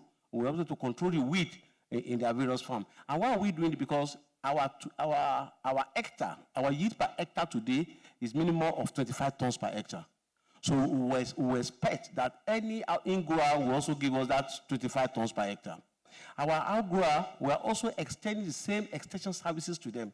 Today, average yield in Nigeria today is between 8 and 10 tons per hectare. And if we must actually allow our outgrowers to create wealth for them, we must help them to also cultivate their land to be able to do. If they cannot get 25 tons per hectare, they must get minimum of 30 tons per hectare. Because if we look at the EOP of 1 hectare today, is about maybe roughly between 750,000 and 800,000. And if we want to sell an hectare today, we should give you 30 tons per hectare, and we are selling at about 100,000, but the price has crashed now to 75 to 85,000, and that means you'll be getting about 3 million naira. If you take away 750,000 naira, which is the EOP, from 3 million naira, that means you will be having about 2.25 million. That means you are creating millionaires among the farmers. And that's exactly what we are doing today. If they cannot even get 30 tons per hectare, they're able to get 20 tons per hectare. 20 tons per hectare today will give you about 2 million naira. And if you take 750,000 from it, to give you about 1.2 million, you are still creating millionaires among them. Apart from that, we are creating jobs for the steaming youth. We're also creating wealth among the youth and also among the women in our various localities. So we're partnering with every stakeholder to ensure that we get this done. But we must do yours first. And that's what we're doing. It's very easy for us now to ask the state government, to ask the federal government to come to our aid in terms of land clearing, because we have done it before. And we are still doing it. And we are investing a lot in agribusiness. Thank you so much, sir. This is very exciting. Just to situate it, what I'm hearing you say is, firstly, you were very deliberate about thinking through this, understanding that you were going to go into large-scale production. Yeah. And in going into that, your model, the key model you took into consideration was having an in-grower and out-grower program, such that the in-grower program enabled you to be able to collaborate effectively with the farmers, but more importantly, layering it with mechanization. And the mechanization is what has enabled you to scale quite rapidly. Yeah. Now, and it's very interesting you would say that, because when you take into consideration the fact that this is the recommendation everywhere, but like the previous session, the conversation around access to finance might now become a very material issue, right? But in this case, from what you've said, you spent over 1.5 billion naira in mechanizing your farm. Yeah. So it's very interesting to see that access to finance, which came in from the previous conversation, was a key element in looking at how to scale to do this at scale. Another thing you mentioned was it was key to have the government collaboration, right? So the conversations at with your state government, being willing to, take some of the products, right? Sure. As well as, collaboration with other federal government agencies such as NAUDA and NADF to bring in some of the initial funding, land clearing, etc. So there's a very strong, from what I'm hearing, there's a very strong government role in ensuring that you're able to optimize, or what I say, de-risk your production process. And it was key to bring the federal government be able to achieve this objective. And finally, is the other two things I think you mentioned is advocacy. Yeah. Being able to effectively advocate to other large-scale farmers to make them understand this is how you can do it. We've done it this way. You can do this the same way, and you can achieve the same outcomes that we have achieved. Because then, if we have more Agbayawa farms across Nigeria, then we can achieve the objectives we're looking to achieve as a country. And finally, community engagement. I think that is very critical because, you can't be generating value within an ecosystem without ensuring that the participants in that ecosystem are benefiting from that program. And so it's very important to ensure that you're carrying them along and to ensure you're creating critical value for them. I don't know if that's kind of sums up the thinking of what you were trying to say. Yeah, very exactly. But one of the things I want to mention, because also you also have to collaborate with the people, with the STEM providers. Okay. Also collaborate with the IITA, because at the beginning of our production, we had only 4 varieties, which we cultivated last year. TME for one, White Lion, Dixon. But this year, in our collaboration with IITA, we have introduced another 4 varieties, making 8. The OBJ1, OBJ2, the Renew Hope, and the Game Changer, making 8. Because the variety also, because if you are not collaborating with IITA, you won't be able to get the right stem. You will get the right training in terms of stem capacity, because stem is a major issue in cultivation. Okay. If you don't have the right stem, if you don't have the right quantity, then you may not be able to achieve the figures that you are put down to achieve for your farm. So we're getting all of this collaboration with the IITA, and that has given us a lot of an edge with what we're doing in Agbayawa farm today. And these varieties are giving you good yield.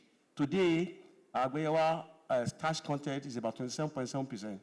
Everybody is sorting for Agbayawa cassava because of what it's giving them. Our customers today span to everywhere, Bayelsa and everywhere, are looking for Agbayawa cassava because it's giving them 27.7%. And 27% of cassava starch, emanate from the right varieties you have, which will give you right starch content. And of course, my sister is here, Sister Yemisi is here. Of course, she's my collaborator because they're also looking for Agbayawa cassava. Maybe after now, I'm going to extend my fellowship to her to give her some cassava. Thank you very much. Thank you so much. Thank you so much. I think I'll move on to Dr. Dahiru.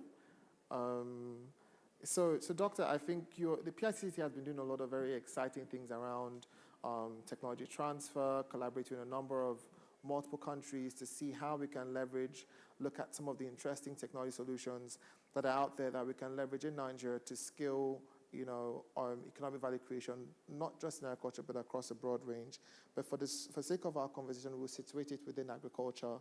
And I think my key question here is, looking at the objective that we have to drive continuous transformation, what would you say are the digital interventions that can transform Nigeria's fragmented cassava value chain? And how can we integrate that into export readiness systems and ensure that we're able to scale these solutions, not just within specific states, but at a national level? Good morning, good afternoon, everyone. My worry and sense of concern is this. As of today, we are the largest producers of cassava. About 18% of the world output is being produced by Nigeria. Then what about the export? We are at just 2%. So that is where the issue is. We are not, if we focus only on making our export correspond with our production, we will have achieved a lot as a country. We are producing 18% of the world cassava and exporting only 2%. So that is where the disconnect is. And why do we have that? We have problem with logistics. We have problem with mechanization, and we have problem with processing, and also the issue of traceability. I know there was a time that we had issue of traceability in Nigeria that we were even banned from exporting cassava because of our traceability issues. So these are things that we can bring in technology to address. What we are doing in the PICTT is to be able to transfer technology to Nigeria and address those areas that we are lacking technology and apply those things that we are getting from our partners to see that we solve our problems locally. So on the issue of cassava, we have to first address the issue of location. It's a perishable item that within few days it can go bad. So if you are not building the cluster of production near processing zones, you are going to have issues. It's quite heavy to transport and very easy to spoil. So we have to look at a way that we can integrate our production zones of cassava with processing zones very close to each other. And that is where the issue of SAPZ, which my friend here is going to address later, talk about. That is one. Two, we must spend a lot of money on research and development in terms of processing. Where we don't have, how can we transfer the technology here to Nigeria to see that whatever we are producing them with the mindset of export than local consumption. Because most of our cassava that we're producing in Nigeria are for local consumption. And that is why we're not getting the needed benefit. So unless we, from day one, have that forward thinking that we are producing for export and look at all the things that we need to put in place to make the cassava being a product that we can export to countries that need it, there's no way we can get the benefit. So we are going to work on bringing the necessary technology for processing of cassava, and we're going to look at how we can solve the problem of logistics from the farm to the processing plant. Because that is the area that we must address as a country if we want to really, really benefit from the large production that we're having for cassava in Nigeria. Okay. Unless we do that, we will not achieve anything. Thanks so much, Doctor. And I think this is very key because I think you've highlighted a few things. You've talked about mechanization, processing, and traceability. I think those are the key. That I would say those are the three key points on which we situate the conversation. But I think more importantly, right, you've highlighted one key issue around location. And I think it's only fair to say that, like you said, because of how perishable cassava is, if we're not very particular about that location issue, it might be very difficult to solve for the problem of scaling. So I've heard in certain environments where it's been indicated that, look, you know what has to happen is when you're setting up your farm, you want to set up your processing capabilities in proximity, right? But in other cases, that might not necessarily be feasible. So I don't know, would you say is there value in ensuring that we situate these processing assets in proximity? And do you reckon through the course of some of the things you've done that there is technology, and you might not have the answer to that right now, but that there is technology to facilitate whether it's optimized storage or transportation of these products? No, that's why I told you that the issue we have to address, apart from location, is logistics. Exactly. Okay. You have to have the needed logistics to transport this produce from where they are produced to the processing zone if they are far. There are so many mode of logistics that we are looking into with lorries that have cold rooms that we can immediately transport these cassavas to the processing plants. But the most important thing that we have to see is that there must be alignment between the state government and federal government. Okay. Because infrastructure is very, very important. Most of these farms are located where we don't even have access roads. And it is very, very important that we address that if we really want to solve the problem of having goods, farm produce spoiling before reaching processing zones. The other thing is that you must be able to produce to attract investors to come and set up processing plants near the production zones. And you can only do that when you produce all year round. And that is why the issue of irrigation is very important. So that I'm happy that Abewa farms are really working on installing the needed irrigation infrastructure for them to produce all year round. Because by the time you have that and you produce all year round, it's an incentive for processing plants to come and establish near you because they know that they are going to have produce to service their factory all year round. And we have seen that happen in Rwanda, where they focus on creating production zones, and automatically the processing factories automatically were begging for site to come and set up processing plants because the produce is there. So that is another area that we must focus. We must focus on providing infrastructure in the farms for them to produce enough to attract the processing plants near them, so in order to address the issue of the logistics that we are facing as a country. Excellent. Thank you so much, sir. So this is very helpful because I think this addresses this if it can be considered and implemented the right way locally here, we could basically, to a certain degree, solve for that problem around ensuring that while we're able to produce the right quantity, we're able to process simultaneously and get the real value that we would love to get from cassava. So thank you very much, sir, for that. So I'll be off to Joseph. Mr. Joseph, thank you so much. And I think with the work you're doing at Flour Mills, you have been doing some very interesting things along the line of processing and creating more innovative products with regards to cassava.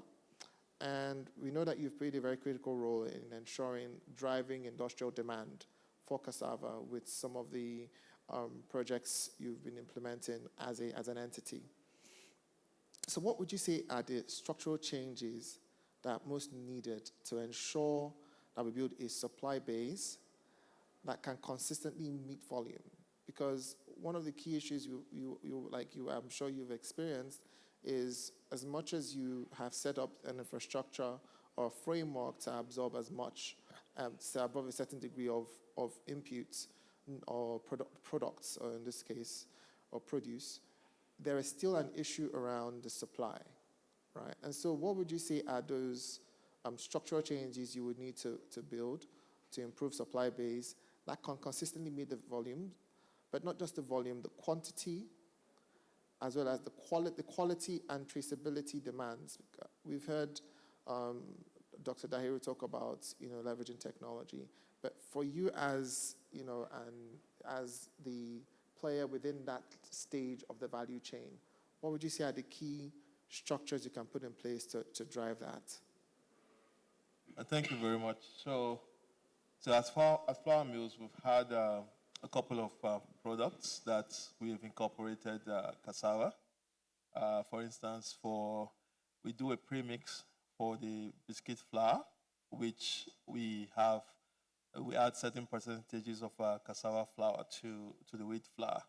We also created a breakfast cereal, Amazing Day, which comprises of maize, soybean, and cassava flour.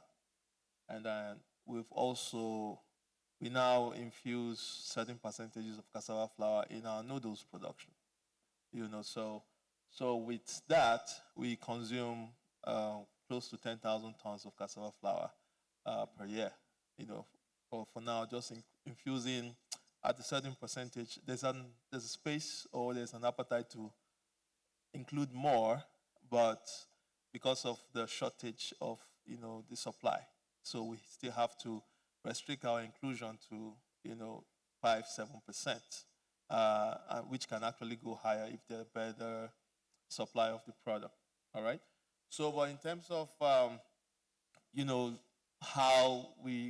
what can be done to ensure better supply, the roles will be played by various players. Number one has to be government. From our morning session, it's clear that quite a lot of the cassava that is produced, over 60 million tons, just less than 10% goes towards industrial uses. So a good chunk of it, about half of it, is eaten, as food, and then a good chunk of it, about 40% is post-harvest losses. So for Nigeria, as opposed to areas like countries like Thailand, where they don't naturally eat cassava as part of their staple. In Nigeria, cassava produces a very good source of carbohydrates. So fufu, gari, and other staple uses of cassava. So that makes it very difficult to have enough for industrial uses. So if you look at what needs to be done, from our view, we see different actors that needs to play their part. So for government, for instance, infrastructure is an issue. So where you go towards the farms, the road network are not as good. In fact, I've been to farms, and if you are using a tiny vehicle like a hillock, there are certain places you can access. And cassava is naturally a very heavy crop. And by the time it's harvested, you need to haul it out of the farm. And the large trucks that can do that can't even get into these farms when they are empty.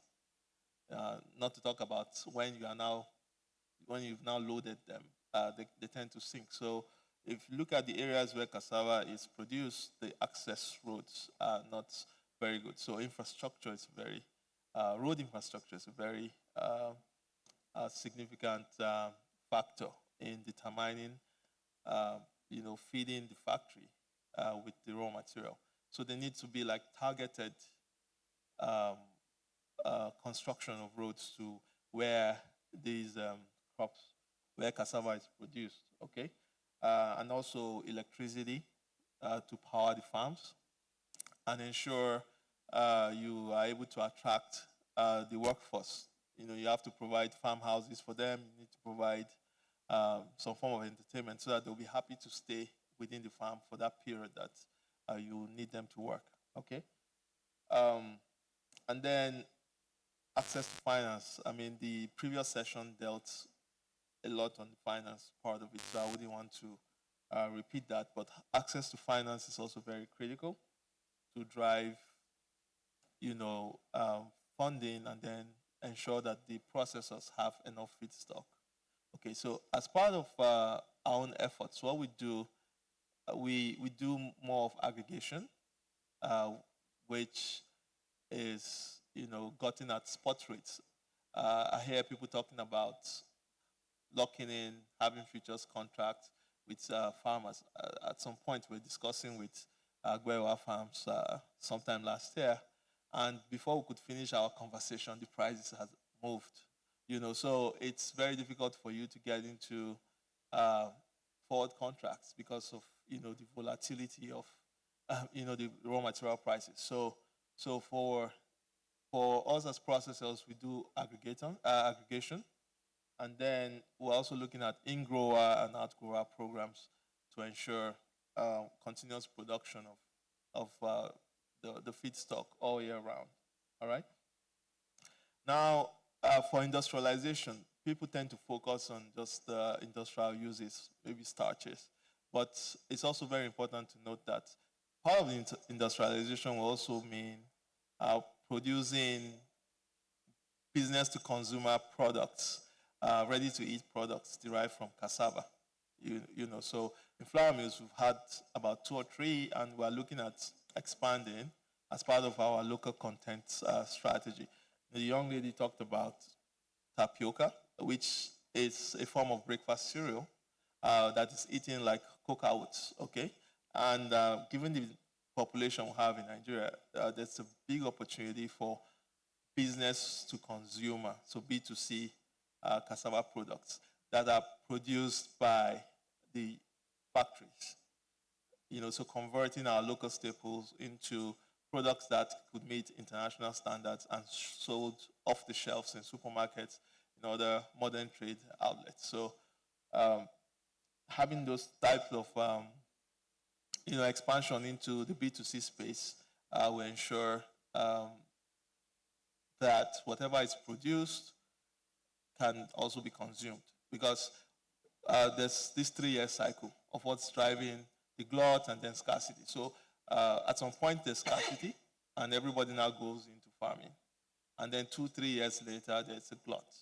and then people are losing money because there's nobody to offtake what they've planted. And then the following year, people are discouraged, they don't go to farm, and then you are back to the scarcity. And then that cycle continues to repeat itself. So we need to ensure that there's enough product in terms of business to consumer product that can take the excess whenever you have those glut situations. Also, the Research Institute has a very strong role to play in helping to develop, varieties that can give you a better yield. We're hearing 25 to 30 tons now in the country, and then we're hoping for more varieties with good agronomic practices that will ensure, proper yield going forward. In terms of export competitiveness, you can't be competitive with a country that is having 40, 50 tons per hectare. You can't outprice them in the international market because we are having lower yields here. So the more varieties we have, the better. And then the increased yield we have, that enables Nigeria to be competitive globally. We've had conversations with some, I would say, global off-takers, and the pricing is not right for us, largely because of our own conversion cost there. So, which is largely driven by the yield and the pricing of the routes. Okay. Labor is another big issue. Most of our harvesting is done manually, and cassava being how heavy it is, it requires a lot of labor, which is in short supply. But we see on the mechanization part, most of the equipment are still first generation equipment.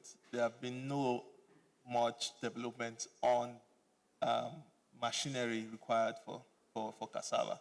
So you have harvesters, when you use them, part of your cassava is still stuck on the ground. So people prefer to use manual labor to be able to get most of what you want out. So in terms of technology, there needs to be a lot of R&D to provide second or third generation equipment that will help to ensure that whatever is produced is harvested and reducing.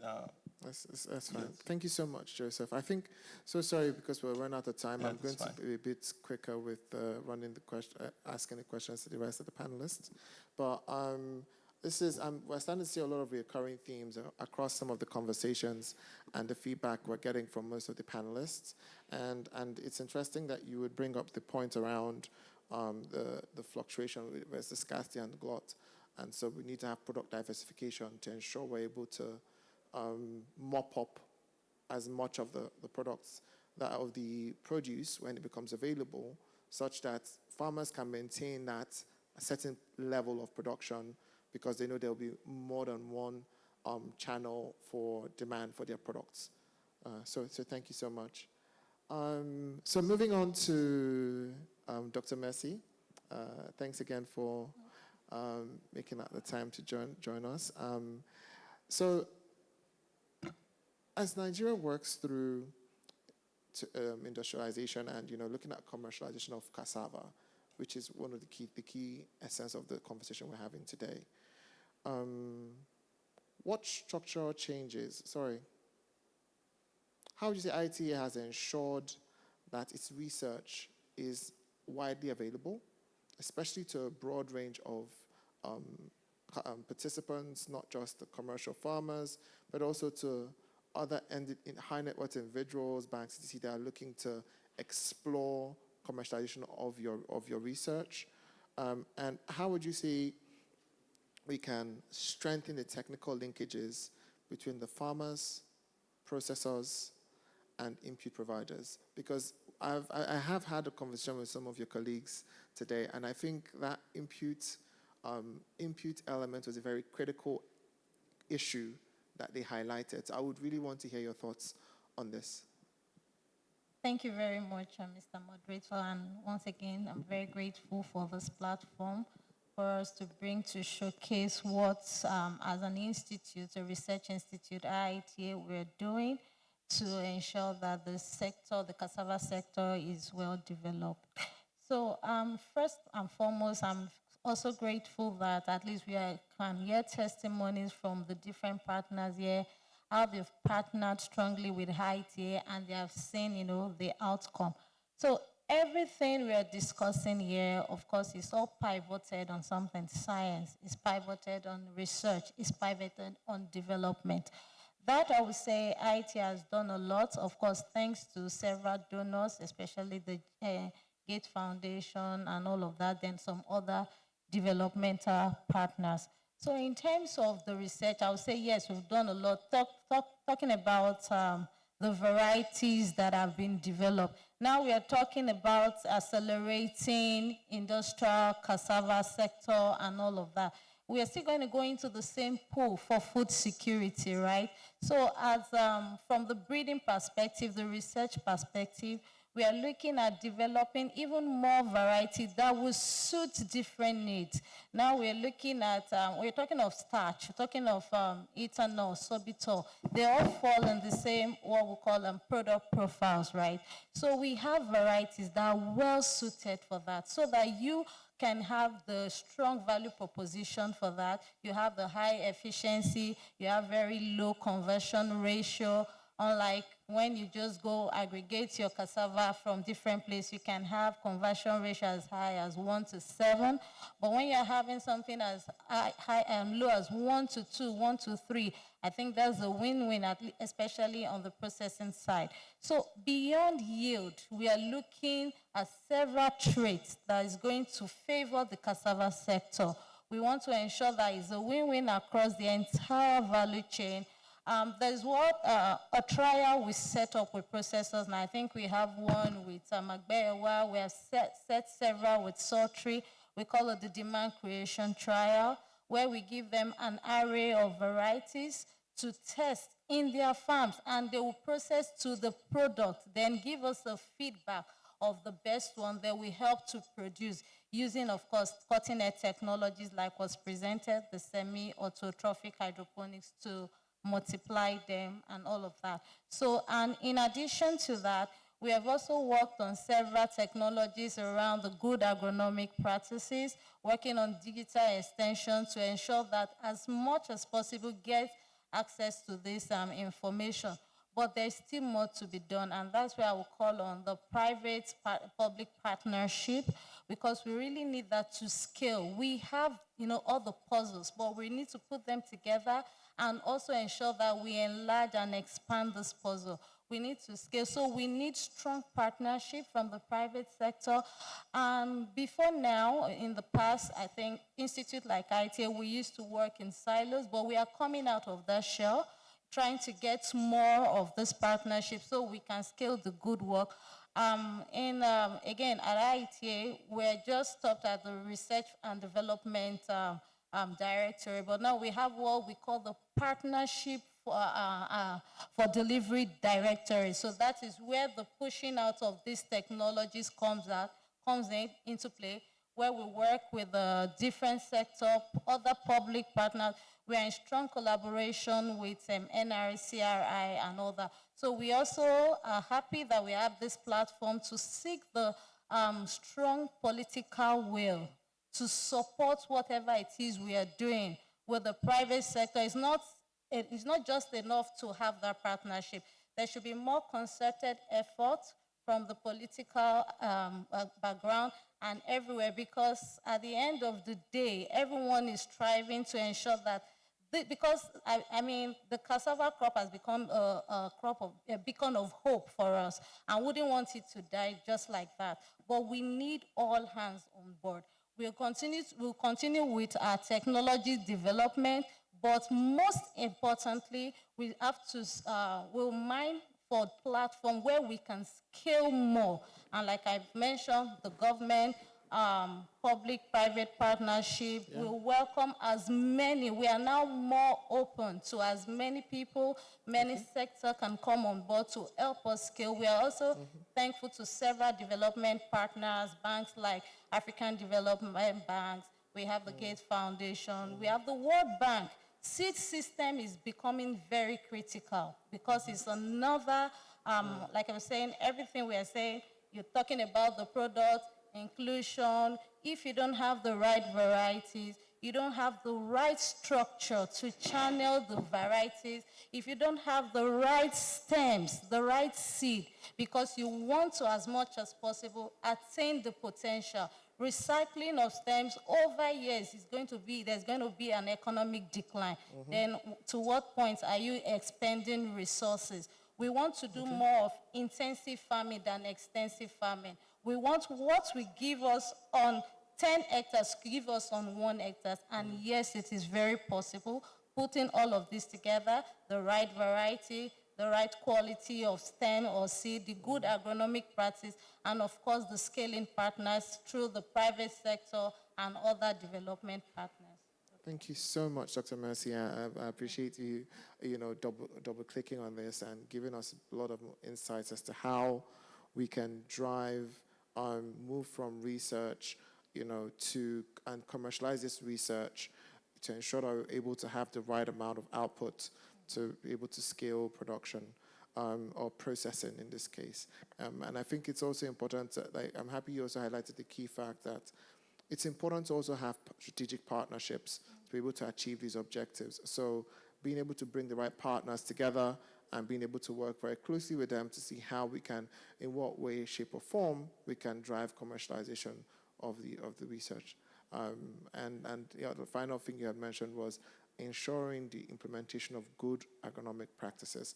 I think I was speaking to some of your colleagues today, and one of the feedback I got was that a number of the farmers are getting 10 give or take 10 tons per hectare on produce and stems that are supposed to be able to produce up to 25 tons, right? And this is one of the reasons for that is because of the poor agronomic practices and the poor inputs that are being utilized. So when you're taking that into consideration, you can see the variance is material. That's the whole 15 tons variance. So if we just solving that alone, and driving efficiency of the stems being utilized can significantly improve the yield and also improve the profitability of the entire economic process for the farmer, but also as well as for the processors. So thank you so much for providing that insight. So I will move on to Mrs. Yemisi. And this, Sultry has shown how structured sourcing from smallholders can ensure effective supply for industrial cassava processing and ensure you're able to address that demand from industries. However, we spent quite a bit of time designing a very robust framework. My question is, what would you say are the key elements that have been critical to the success of your model? And how can we ensure that we adapt these lessons across supply chain for processors across the country? Thank you very much. Thank you. A number of points have been mentioned, so I will not repeat. I'll just try and maybe try and bring out some of the points that have not been mentioned or that have not been stated very clearly. Sultry is an inclusive model business. From inception, it was designed to be inclusive. So we were among the very first champions that believed that the agro model was the way to provide raw material for the industries. So we started off with about 17 outgrowers, some machine farmers in 2012, and today we are above 10,000 outgrowers.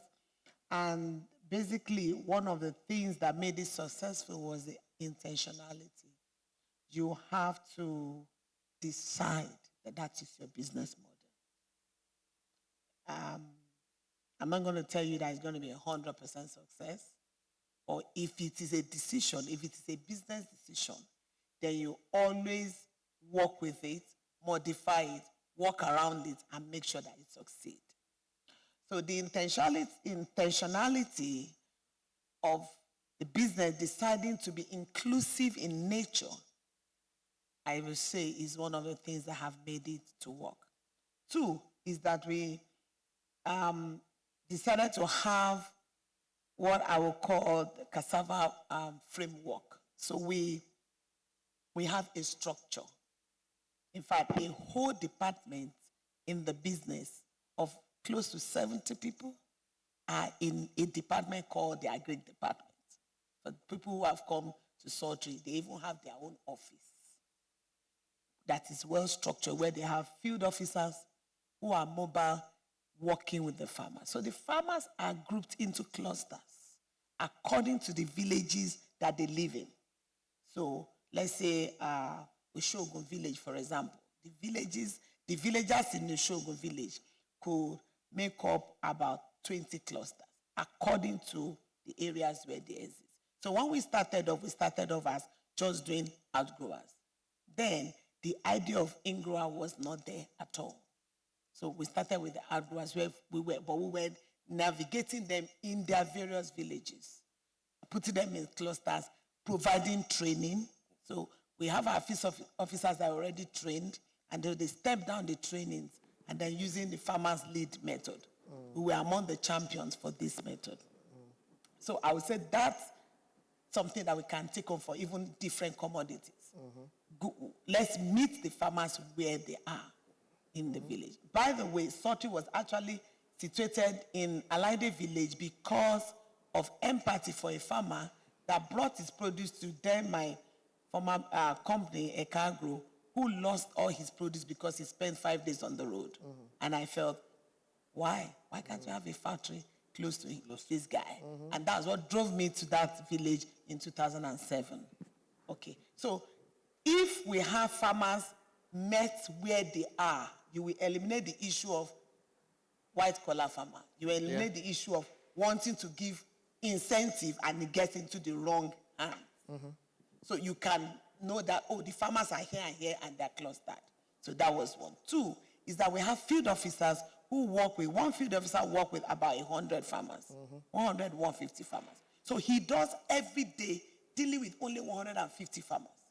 What is their need? They need to be trained, they need tractorization, they need fertilizer, they need everything. He provides and reports. Where there are needs, he's able to solve that problem. The 150 of them could be in 25 clusters, so it's easy to deal with them.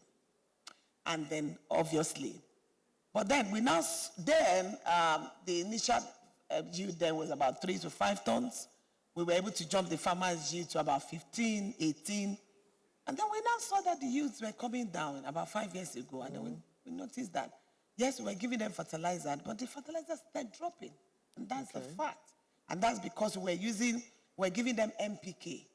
And so we decided that, okay, farmers don't have land to rotate in. And we are not federal government that have all the money to be able to provide them with everything that they need. So the only thing we could do was to now partner with a company. We started formulating organic fertilizer, organic and inorganic together, so that the organic provides the soil texture that helps the farmers to continue to use it, and then the inorganic part of it helps it to boost. And that we have seen have been able to sustain the farmers to be able to have better yield than they were having before. Then we went on to regenerative agriculture, where we now start to teach them how to put soya in between their crops, so that even if they cannot afford fertilizer in a particular year, the fact that there is the soya there, they are able to use it to keep the soil going. So these are things that can be replicated also in other areas. Then as we continue to go, we saw that the female farmers were better. Female farmers were always the champion. Every year, females were having the best farmers and all of that. So we decided to increase our female farming. And it is the female farming option that took us to in-grower 6 years ago. So in the bid to provide land for my female, we started buying land, clear it, provide hostels in the land, and then we started bringing it. The men were happy to release their women to farm because they have a place to keep the babies while they were tending to their farms. And then they have some vegetables in the farm, inside their cassava. So they can take the vegetables to the market for 4 days while they are waiting for the cassava to be ready. Okay. So that's how we got into InGrower. We actually were doing the InGrower to solve a problem. Okay. And then we now found out that that option was now better. So a whole lot of things that have been done that can be replicated in the other crops. Okay. Maybe I just stop. Thank you so much. I think that's very helpful. I'm just going to rush it to Kabir, Dr. Kabir, and I would situate the whole thing when we're done. Dr. Kabir, you are running one of the largest, would I say one of the most ambitious programs being implemented by the federal government in the country to drive agro-processing within Nigeria. And I think for a lot of us, people have different perspectives about how exactly are we going to be able to achieve the objectives set out or mapped out to this initiative. So my question is, what strategic steps would you say the cassava sector stakeholders need to take to enable them align with these investment corridors? Because this program has a very significant set of investors that it's considering or is collaborating with. So the question is, how would you look at supporting or advising or guiding cassava sector stakeholders to ensure that they're able to align with these investment opportunities and ensure that they can unlock long-term competitiveness? Thank you very much. You're welcome. So I think currently, right, for the farmers, for what have been happening in Nigeria, if we still keep asking the question, what do farmers need to do, I think there's still a problem. Yes. I think they've suffered enough. So what the government is doing is providing a plug-and-play opportunity for them. They don't need to do much. They just need to be ready to practice agribusiness. So this... Oh, okay, I'll try to raise the voice, right? So this brings me to what is SAPZ? What is the objective? It is a government-enabled, private sector-led, agro-industrialized program that establishes designated agro-production and processing zones. Now, these processing zones are designed to ensure that agribusiness operate efficiently through leveraging on shared infrastructure, enabling policy and services to de-risk business of agriculture and attract value-added investment into agro-processing. So what do I mean by that? A lot of issues of post-harvest loss have been mentioned here, specifically with the cassava. After a few days, it's actually waste to you. So for the SAPZ, there are two different models, the agricultural transformation centers and the agricultural industrial hubs. So the agricultural transformation centers are situated in rural areas, more like a rural service platform, basically where production are conducted. So in those centers is where you aggregate whatever have been produced. Primary processing takes place. There is also training and service to the farmers to ensure that they increase production for processing in an economic quantity to be able to be viable for these processes. So whatever have been produced would be a value, primary value would be added before being transported to where the processing hubs is. So this means during this transportation, you're going to have zero post-harvest loss. So how do farmers benefit? We have huge designated zones that have zero encumbrances in each of the participating states. They have feasibility studies, they have environmental and social impact assessment. All you need to go and do is rent a land. And you have the opportunity of leveraging on shared infrastructure. Let me start from the processing, if you're a processor. Calabar, we just launched the DBO. There's one in Kaduna, there's Oyo, Ogun. We have 8 states now. We're taking in 10 states. The ambition is to take in the 36 states. Once you go and rent that plot of land, you have cheap and affordable power. You have water treatment plant. You have auxiliary service, and you have a one-stop shop export facility. You have the NAQS for the phytosanitary certifications. You have the custom services. You have the the NAFDAC also there, and you have the sun. So whatever you do in that zone, you can actually export. And you now become competitive because your cost of power has been really, really reduced. You don't need to use diesel. We have renewable energy systems, and we have sovereign funds that would enable us to only for you to rent cheap and affordable power more than what you would do outside. So basically, I think the government have done a paradigm shift from what farmers need to do to what are we doing to farmers. So with SAPZ, it's about what are we doing to farmers to drive industrialization in the country. Thank you.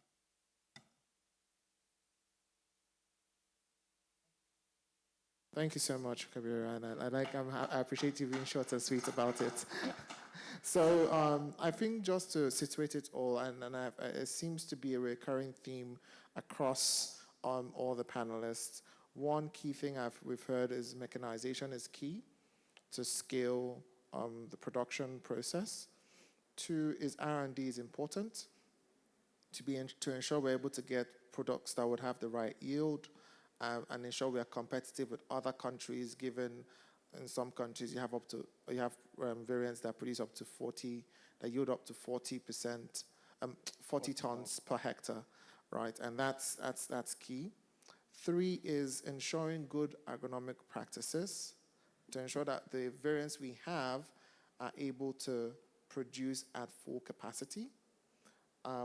Four would be looking at ensuring good farmer practices along the line of regenerativeness.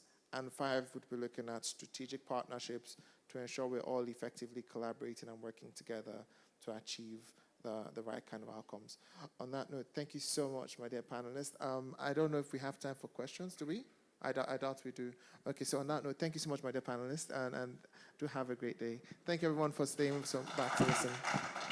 Thank you very much, members of our second panel session and our moderator. Quickly, we would like to have a photo session, very briefly, please. Our photographers, very quickly, please. While the photo session is on, I'd like the final 5 pitchers for our pitch competition to get ready.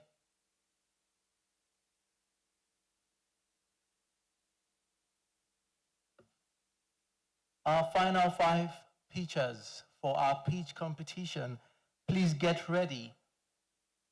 The first of the final 5 is Esla John Cletus. Please get ready.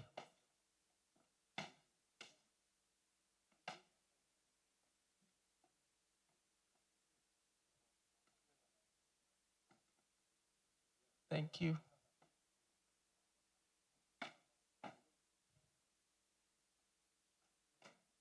Esla John Cletus, please make your way to the stage. Please a round of applause for him as he makes his way to the stage. While he comes to the stage, I'd like to specially thank for your patience the members of ISEC. Thank you very much for being with us till now. I want to also thank the University of Abuja students. Thank you very much. Core members, we haven't forgotten you. Thank you very much for being with us. Come rain, come shine. Of course, that's one of your mottos. Thank you very much. Thank you very much, our dignitaries, distinguished ladies and gentlemen that are still here seated. Thank you very much. We appreciate you. Please, a round of applause for yourselves, please.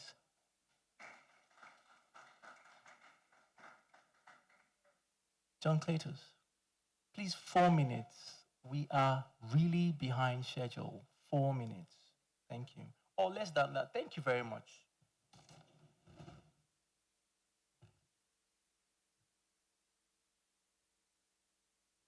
Good afternoon. My name is Esla Cletus John, the CEO of Marvel Crop Cycle. We have an idea that we have developed and come up with it as a business. Now the idea is cassava wealth, to converting cassava waste to wealth. Now, when I say waste, what do I actually mean? let's have a look at the screen. I deliberately put on these very images so that you could see. This is not sticks. This is not leaf. This is not cassava peels. What I am seeing there is millions of dollars. Next slide. Next slide. Next slide. Yes. Now, the cassava, converting cassava waste to wealth is actually an innovation that we've come up with such that we are going to be using cassava leaves, cassava sticks, cassava peels, such that instead of farmers to be wasting it, we shall be converting it, or we are converting it into serious money. What are the benefits attached to our concept or idea? Now, we have environmental, please take it back, environmental sustainability. Indeed, we have economic opportunities. We have social impact in our idea. Next slide. Yes, now what exactly is the problem? Most of us here that are farmers, you agree with me that before a farmer farms cassava, he cuts off the leaves. As you are cutting off the leaves, you are cutting off money. I will tell you how. Now, anytime cassava stems are being processed, or whenever a farmer wants to farm a cassava, he plants the stem. But most times they cut off some of the stems. And I understand that these stems they cut off, they end up burning them. Sometimes, not only burning them, they carry them, they go and throw them on waterways, causing serious havoc even to the environment. Now, we are trying to make sure that we utilize this very waste to wealth, which at the end of the day, you agree with me that it creates a lot of opportunities. So many farmers are regarded as poor people. But by the time we utilize this very ideology, you agree with me that even the waste that farmers are pouring away or that the processors are taking away, we are using it to make money for ourselves. When I saw the images of some farmers that have been displayed here, I actually got in contact with them because I said, please bring the waste. Any of your waste, bring it to us. We are converting it to money. Yes, our idea has economic benefits. It has sustainability, just the way I said earlier. And of course, it has environmental benefit. Do you know that whenever you burn cassava stems, they are actually, causing havoc. They are causing danger. They are dangerous to our environment. So we utilize the cassava stem to make money, to make feed for animals. And based on our research, we discovered that cassava stem, they have serious, in fact, they are rich in fiber when it comes to animal feed. Now, look at the screen. I need money. We need money to make sure that we actualize this very particular idea into a reality. If you give me 5 million naira, I assured you that we are going to be using this financial projection to ensure that we come up with a lot of wealth, adding up to cassava value chain. Next slide. Thank you very much, and God bless you. Thank you very much. Please, a round of applause for John Cletus as he makes his way back to his seat. While he goes back to his seat, I'd like to call on Abdul Mumin Solihu. I hope I got that correctly. Please, a round of applause for him as he makes his way to the stage.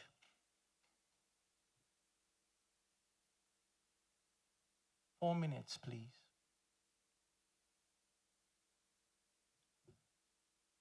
Good afternoon, everyone. I'm Abdomin Soliu, the founder of Yuka Chain.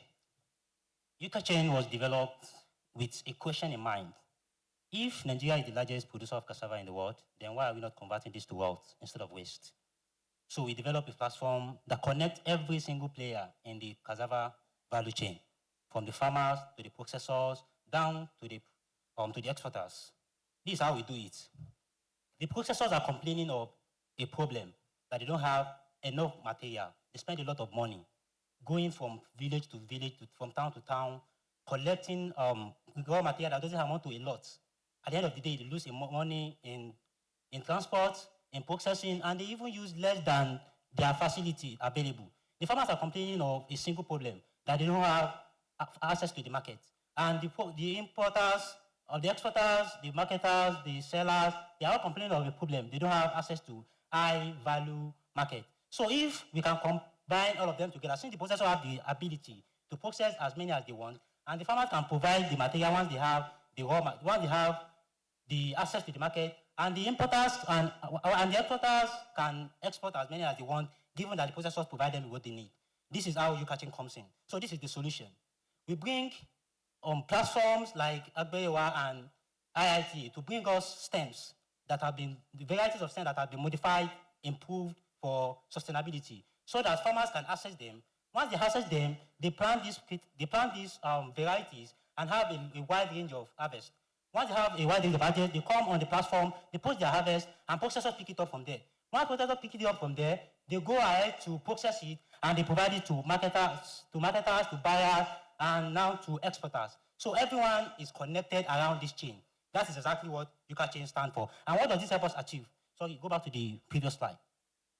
What does this help us achieve? It helps us achieve reduced post-harvest loss by up to 30 to 35%, because now farmers don't have to waste their produce anymore, because they now have a market that is ready. In fact, processors can make a bulk order ahead of farmers' delivery, so that it is easy now that, okay, I'm going to be processing next week. Will you have available farmers for we have available raw material in the next week? Yes, it's going to be available. And we also connect them with logistic partners who help them convey it from their source down to the processor. And the processor also have logistic partner who convey it from their company down to the buyers, the marketers, and every other member of the value chain. It's all about the connected value chain. This also helps the farmer to increase their income, because now there's no more waste and they don't have to sell it for less anymore. This is our business model. We work with farmers, we work with exporters, we work with every single individual in the value chain. And this helps us make we are projecting to make 10.9 million naira in our first year, based on commission on transaction, also subscription listing, subscription plan, also premium listing. And we are looking at an expenditure of 5.7 million naira, because to launch the app and deploy it, and also to do the testing, to sustain the logistics, to do a lot of things. That's our estimated expenditure. The next step now is to launch the app. Though there is a landing page available already, but in the next 3 months, we are going to be launching the app. And from there, we connect every single person. So we reach out to Encam, they provide the machinery needed, because the complaint also from farmers is that there is no input, there is no this and that. So if all of these people can be brought together, so that they can provide the necessary input for the farmer, and the farmer provide the necessary raw material for the processor, and the processor provide the necessary material for the exporters and the marketers and the sellers. This is a connected world, and now there is no more waste, and we have increased income, increased benefit, and better sustainability in the ecosystem. Thank you.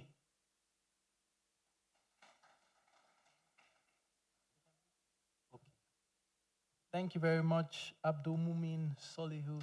Please, a round of applause for him as he makes his way back to his seat, while we keep those hands clapping for Oni Ayodele Tumise. I hope I got that correctly. Please make your way to the stage for your pitch. Please, a round of applause for him. Let's encourage him, please.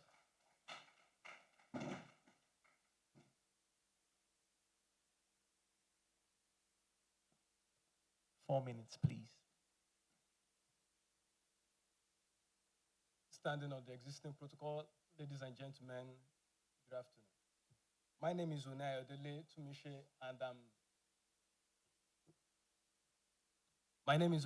Tumishe, and I am pitching on Kava Hall. Kava Hall is an innovation that is designed to reduce waste by incorporating waste like cassava stalk, cassava stems, and okay, let me come again. Ladies and gentlemen, my pitch is designed to provide an innovative waste, an innovation to reduce waste from cassava stalk, cassava peels, and a cassava stem. Okay, it is designed to aggregate a cabal network that brings together the local farmers and key partners like Holam, Unicane, supermarkets, local markets, and various partners. Okay, these are the aims. Please, to the problem overview. Problem overview. Yeah, problems to the success of this innovation are lack of machinery and farm implements. Cassava is the lack of awareness on the usefulness of these byproducts, cost of disparity in the cost of manual and mechanized farming, then difficulty for the local farmers in sourcing improved varieties. Then these are to the solution overview. The solution to the first problem is partnership with Elo Tractor. This will make mechanization available to the farmers, increasing productivity. This will make mechanization available to the farmers, increasing their productivity and reducing waste.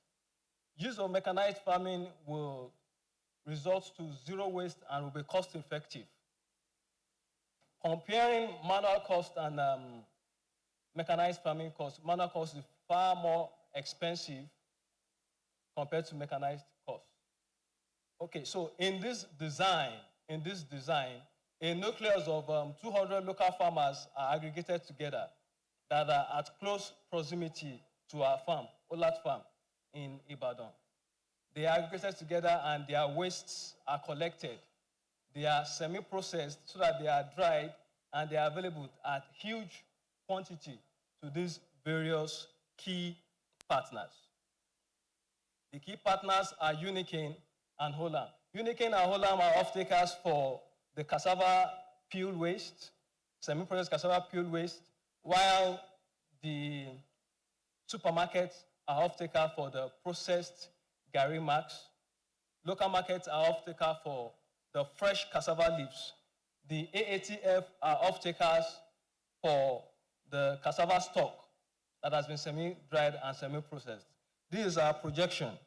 In our projection, we are looking at 480,000 naira on cassava stem only, at 800 naira per bundle on 600 bundles.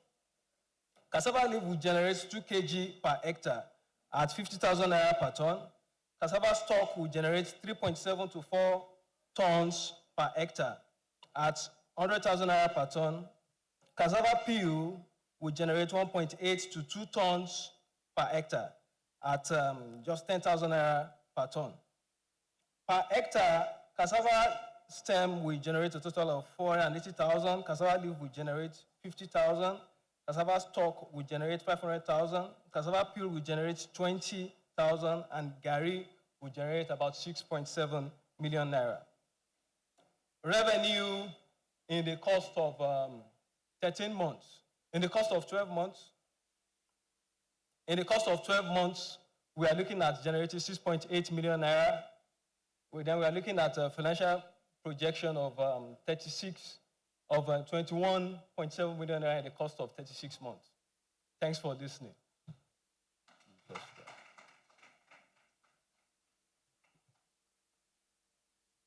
Thank you very much, Ayodele Tumise. Please, can we have Adiola Olajide on the podium, please? Please, a round of applause for him as he makes his way to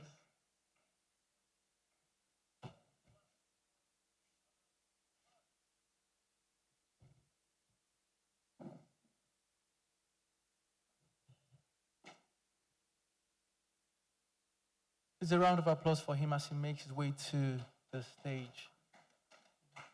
4 minutes, please. Good afternoon, distinguished judges, esteemed investors, and visionary leaders.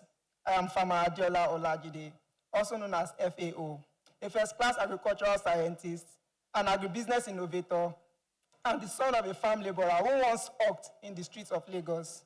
Today, I stand not just as a name, but as a movement committed to empowering Africa, transforming the most consumed staple called Gari through sustainable technology, dignity for rural processors, and a future that does not sacrifice health for food. My lords, it will interest you to know that over 85% of rural processors relies on wood-fueled, mild steel frying pans. These frying pans are not only toxic, they contain iron contaminants when frying the gari. The women also spend 4 to 6 hours inhaling toxic smoke, suffering burns, while earning low returns. This production capacity enables them to produce probably about 5 kg per hour, ensuring that the farmers are punished for their labor. This overall process results in health risk, low production capacity, and all. To solve this, we are building an automated, climate-smart, solarized gari fryer. Powered by a 5 kVA solar mini grid, a renewable energy source utilizes a stainless steel to eliminate contamination. It is lagged to reduce its radiation. It is lagged to reduce its radiation, thereby reducing, ensuring that the energy is well saved. Not only that, it contains sensors to prevent accidental cuts and support frying cycle of up to 60 kilograms per hour, making agriculture more attractive to the youth. This our solarized fryer is ideal for rural processors, smart investors, and women cooperatives. It can also be used as a rural developmental project for governmental organization. We are seeking a catalytic funding of 100 million naira for the fabrication of 5 units of our solarized gari fryer. We are confident that this investment will bring a payback within 18 months post-installation. We have secured strategic partnership with industry giants. Please, next slide. We have secured strategic partnership with industry giants such as Niji Group, who will fabricate the machine. Ashipa Electric Limited will build the solar mini grid, while FAO will lead the research and development team for the production of this solarized gari fryer. Thank you.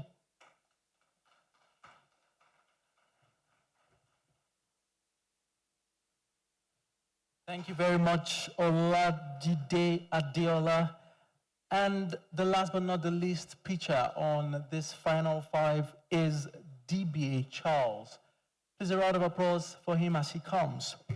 While he's on his way, the pitchers will be judged based on the following criteria: problem clarity, solution strength, viability, impact potential, and delivery. I'm sure our judges are at work.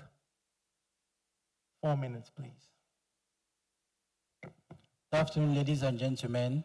I'm here to pitch my innovative ski, which is with Cassava Bioseed Hub. I'm from Use Green Agro Farms. We deal with Cassava Bioseed Hub by multiplying free seeds that are free from diseases that can be used to plant year in, year out. These seeds are free from diseases. They are free from external predators. One of our problem that made us to venture into this innovative scheme is that 99% of cassava farmers in Nigeria keep recycling seeds that they get from stems, that they get from neighbors, that they get from market, and thereby leading to 50% loss. Most of these diseases are stuck in most of these stems are stuck in the ground. They could not germinate because they are not variables. Our targeted customers and partners are: 1, we are going to deal with the ASAN, All Farmers Association of Nigeria, Cassava Growers Association of Nigeria. Then the key processors, we are going to deal with Abeyawa Farms, Pastor Groups, Thai Farms. Then the government and institution, we are dealing with IITA, Plant-Led Innovative Hydroponics Support, Umudike, which will provide us for the varieties that are variables. Then Federal Ministry of Agriculture, ASAN, that will be providing us with the financial and the risk management the solution. The solution is divided into 3 tiers, which is the tissue culturing, the semi-auto hydroponic system, which is the soilless system, then the distribution among the rural farmers. Then what makes our innovative to be distinguished? One, from one cassava stem, we'll be able to get at least 1,000 plantlets in 6 weeks, 100% free from virus. It will be distributed among rural farmers that grows cassava in cassava growing states, and it's going to be relatively available throughout the year, and is drought resistance. The key features: 40 to 60 high yield per hectare, 70% disease reduction. We are going to create 5,000 jobs. Then the business opportunity. This cassava bioseed hub is like this cassava bioseed hub have a potential of providing about 100 billion naira business opportunity.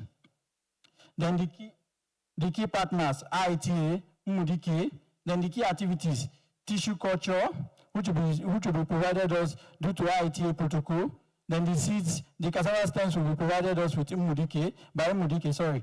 Then the greenhouse management, then the distribution channel. The distribution channel will be based on rural distribution. We've already created a USSD code that we can use to get bookings from people. Next slide. Then the financial projection and the next step. Selling price per plantlet. We are going to be selling at the rate of 150 naira. The production cost per plantlet the production cost is 75 naira. Then the tissue culture and hydroponics is 35 naira. Then the nursery handling, labor, logistics is 40 naira. Profit per plantlet is 75 naira. Monthly capacity. In a month, 4 weeks, we will be producing 5,000 plantlets. How we are going to use the 2 million naira grant? First, we are going to set up a mini hub, which will cost 600,000 naira. Then tissue culture starter material, which will cost 350,000 naira. The nursery tools, which will cost 300,000 naira. The stipends for the youth we are going to train for the first hub is going to cost 250,000 naira. Then the marketing, packaging, and the branding is going to cost 200,000 naira. Transport and logistics will cost 150,000 naira. Then the projection for 1 year, our revenue projection for 1 year, we are going to sell 45,000 naira plantlets in a year, which will give us a revenue of 6,755,000. Then the production cost of that 45,000 plantlets is 3,375,000 naira. So in a year, we'll be making a profit of 3,375,000 naira. Next step. We are launching a pilot hub using a grant funding, training and activities of youth of 20 youth. We are starting production in the next 4 months, then expand to 3 hubs, reach 1,000 farmers in 1 year. This model proves cassava clean seed can be profitable, scalable, and community-driven while feeding the nation and fighting poverty. Thank you.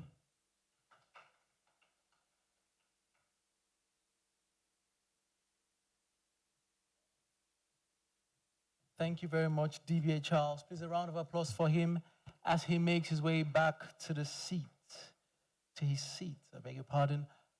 Well, at this juncture, I would like to ask if the judges have finished scoring the participants.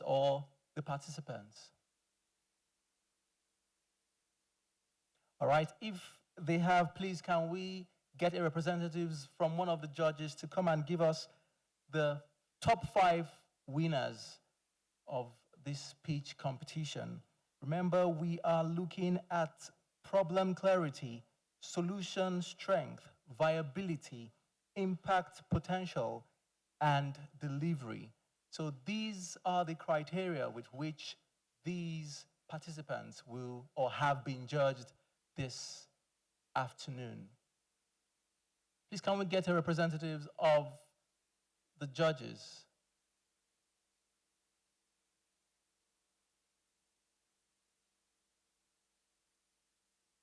Thank you very much. Please, a round of applause for her as she makes her way. Please, a round of applause for her, please.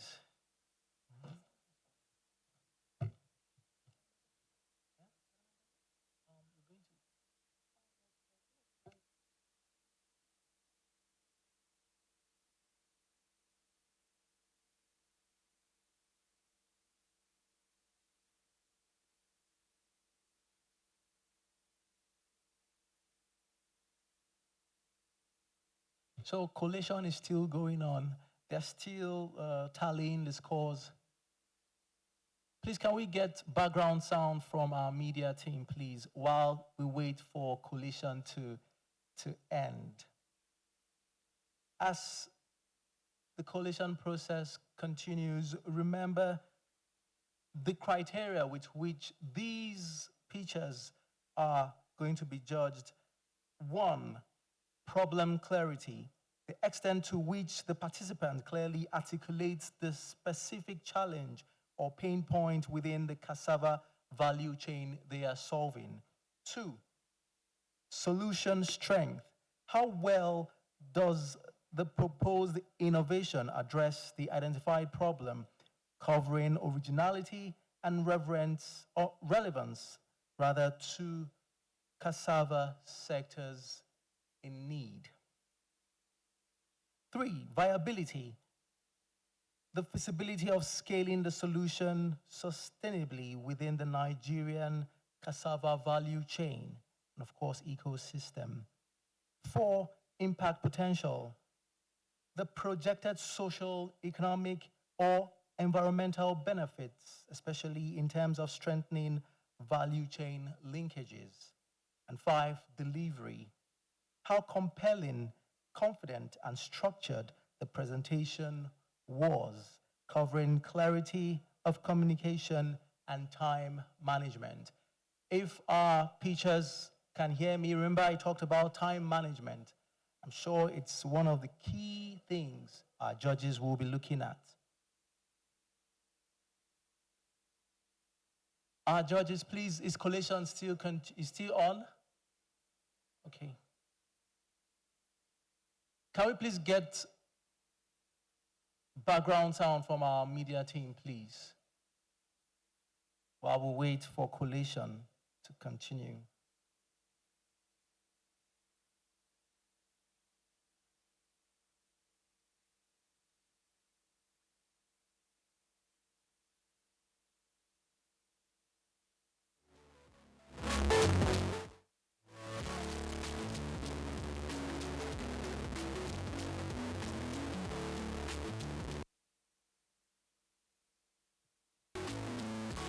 Remember, after this collation process, once it's completed, a representative of the judges will be given the floor to come and give the 5 top winners, starting from the 5th to the 1st. And after which would present the prizes to the winners. And then next on our agenda for today's event will be the summary and acknowledgement, which will be taken by Dr. Kingsley Uzoma. I can see him in the building. He's still around. Once Dr. Kingsley is done with the acknowledgement, of course, we can go for our lunch.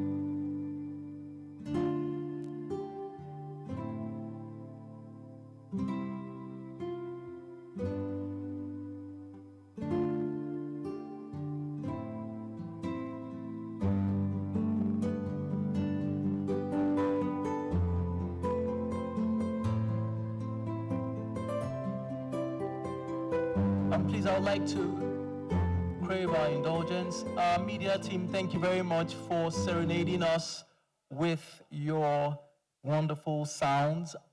At this juncture, I'd like to call on Professor Ibrahim Mohammed, the VC of the Federal University of Agriculture, Zuru, Kebbi State, to come and join in presenting the prizes to the winners. Please, a round of applause for him.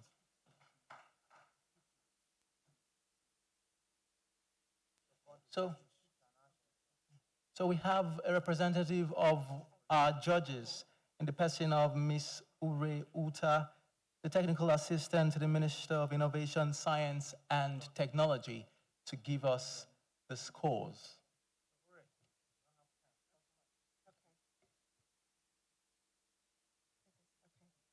Okay, so in fifth place, and first of all, amazing job to everyone who presented. But in fifth place is Ali Ibrahim Musa. Is he here?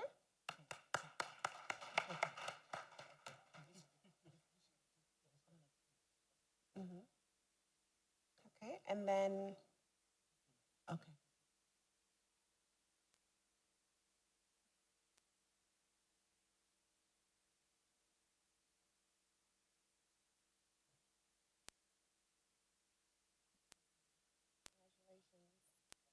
Congratulations.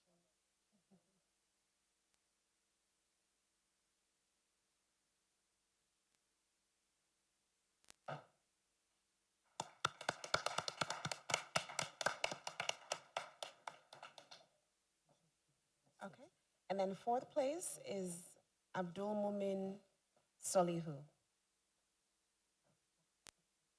Is he here? Fourth place is Abdul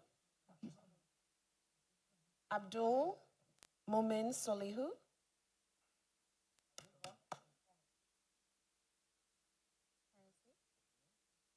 Abdul Mumin Solihu. Solihu. Oh, okay. Okay. Okay, so when he comes. Okay, third place, Ayodele Olakunle Opeyemi.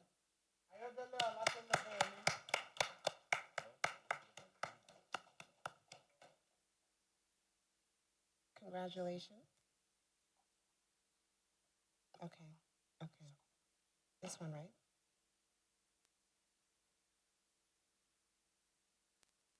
Okay.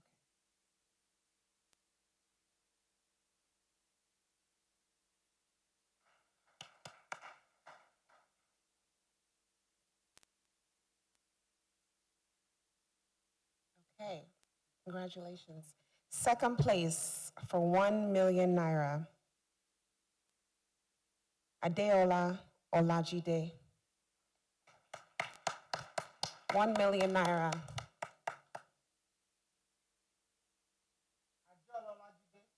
That's him.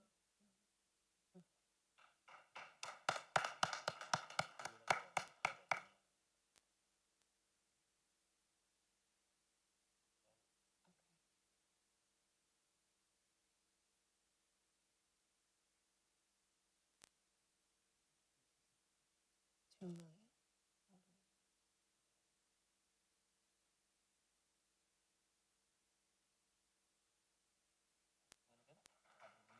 That was, no, the fourth place. Oh, yeah, this, okay.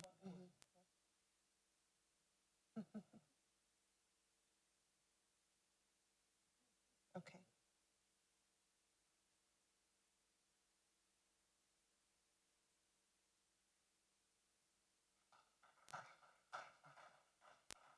Okay. And then first place for 2 million naira, Oluwapelumi Yusuf. Yusuf, congratulations. Very well done. Huge congratulations.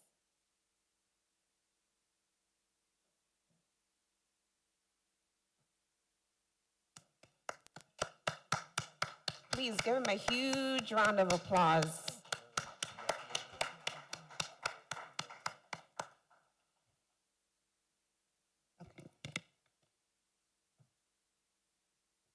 Can we please have the top 5 winners back on stage, please?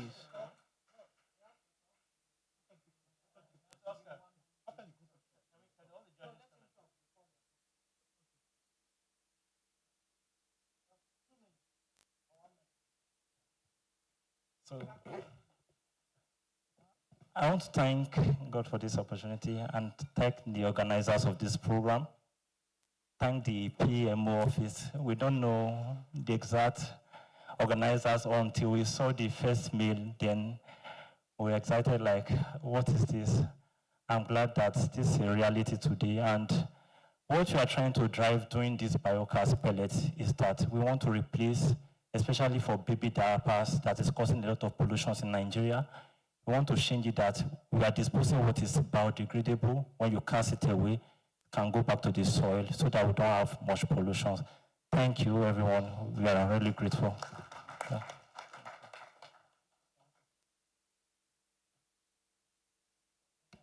Thank you very much. So, can all the winners come to the stage for a group picture, please?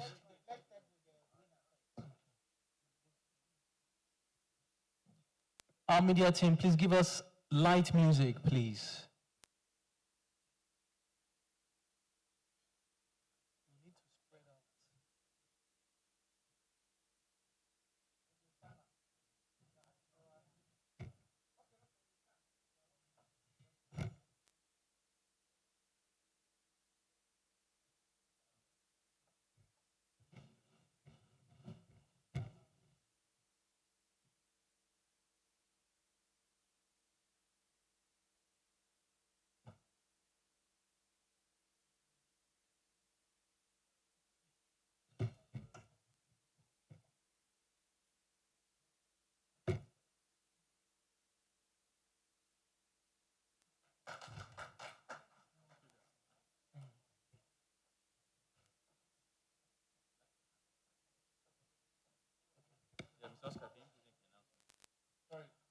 Please, 1 second. Please, for every participant in this exercise, we're going to be having a free tour to Agbeyawa Farm, fully sponsored some sort of Agbeyawa Farm. At the time that we'll notify you, I'm going to put you in also in our 5-star hotel, Ikogusi One Spring Resort, for every participant. Thank you. Thank you very much. At this juncture, I'd now like to call on Dr. Kingsley Uzoma for the summary and closing. Dr. Kingsley, please. Summary, acknowledgement. Good evening, everyone. I must first of all congratulate the winners and also try to talk to the ones that didn't win. It's not that their proposals weren't good enough, but you know, the resources are limited. So I will encourage you to, you know, walk through to further refine their concepts. There will be more opportunities for you to pitch, which even the prices may be higher than what was staked at this current concluded pitch. And I also have to thank all our guests. You know, some of you came here 8 a.m., you've been here, you know, to the end of this event. So I don't know how to thank you, but I will encourage you to keep on being patriotic because it's out of patriotism that you are here, knowing the importance of cassava to the socioeconomic dynamics of the country. And I will enjoy you to, you know, to keep on being that patriotic, keep on striving to contribute excellently more to the growth of this great nation. And we are all partners in progress. You were all carefully selected and invited to participate in this event. We have your details. You are the major stakeholder in the agricultural sector, in the agribusiness sector, in the cassava sector. As we are championing the cause of cassava transformation in this country, I can assure you we'll always call on you as our partners in progress in this very laudable movement. And within your sphere of influence, I know you are stakeholders, you are major stakeholders, you are key economic gatekeepers within your communities. As a government, I will encourage you to continue to inspire people within your communities, continue to influence, continue to motivate, continue to drive change, and continue to be supportive of government. As you have seen, the people that won these prizes today, it was purely based on nobody. I've not met them before. I've not heard about them before. I did not ask any member of the judge or evaluation panel to send any names to me to do anything. That is the spirit that the current government of President Bola Ahmed Tinubu is working, is interested in driving, innovation, especially our youth, because the future of this country belongs to the youth.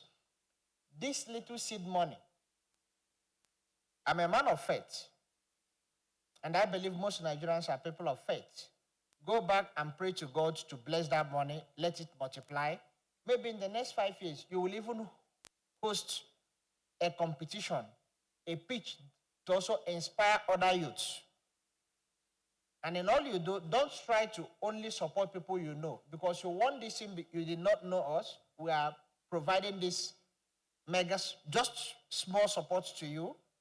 So also be inspired to drive change, to motivate, to, help people you don't know. And in summary, I want you to be a good citizen. Be very positive about the government. Be very positive about the nation. Things will get better. The president is working day and night, traveling far and wide to see that he gets the right network, the right contacts to bring changes to the country. That's my final message to you, that is going to get better. You have a president that cares, who inspires, who is interested in the youth. You have to know that everything we did today, he approved it. The youth, change makers, was after his approval. He would have said everybody, but he's interested in the youth. He prioritizes the youth and prioritizes the women. So we started with youth. Maybe the next one will be women focus. So let us all go back with smiles, with joy, with that enthusiasm, with hope that things will only get better, and you will be part of the agents of that change for the betterment of this great nation. Thank you very much.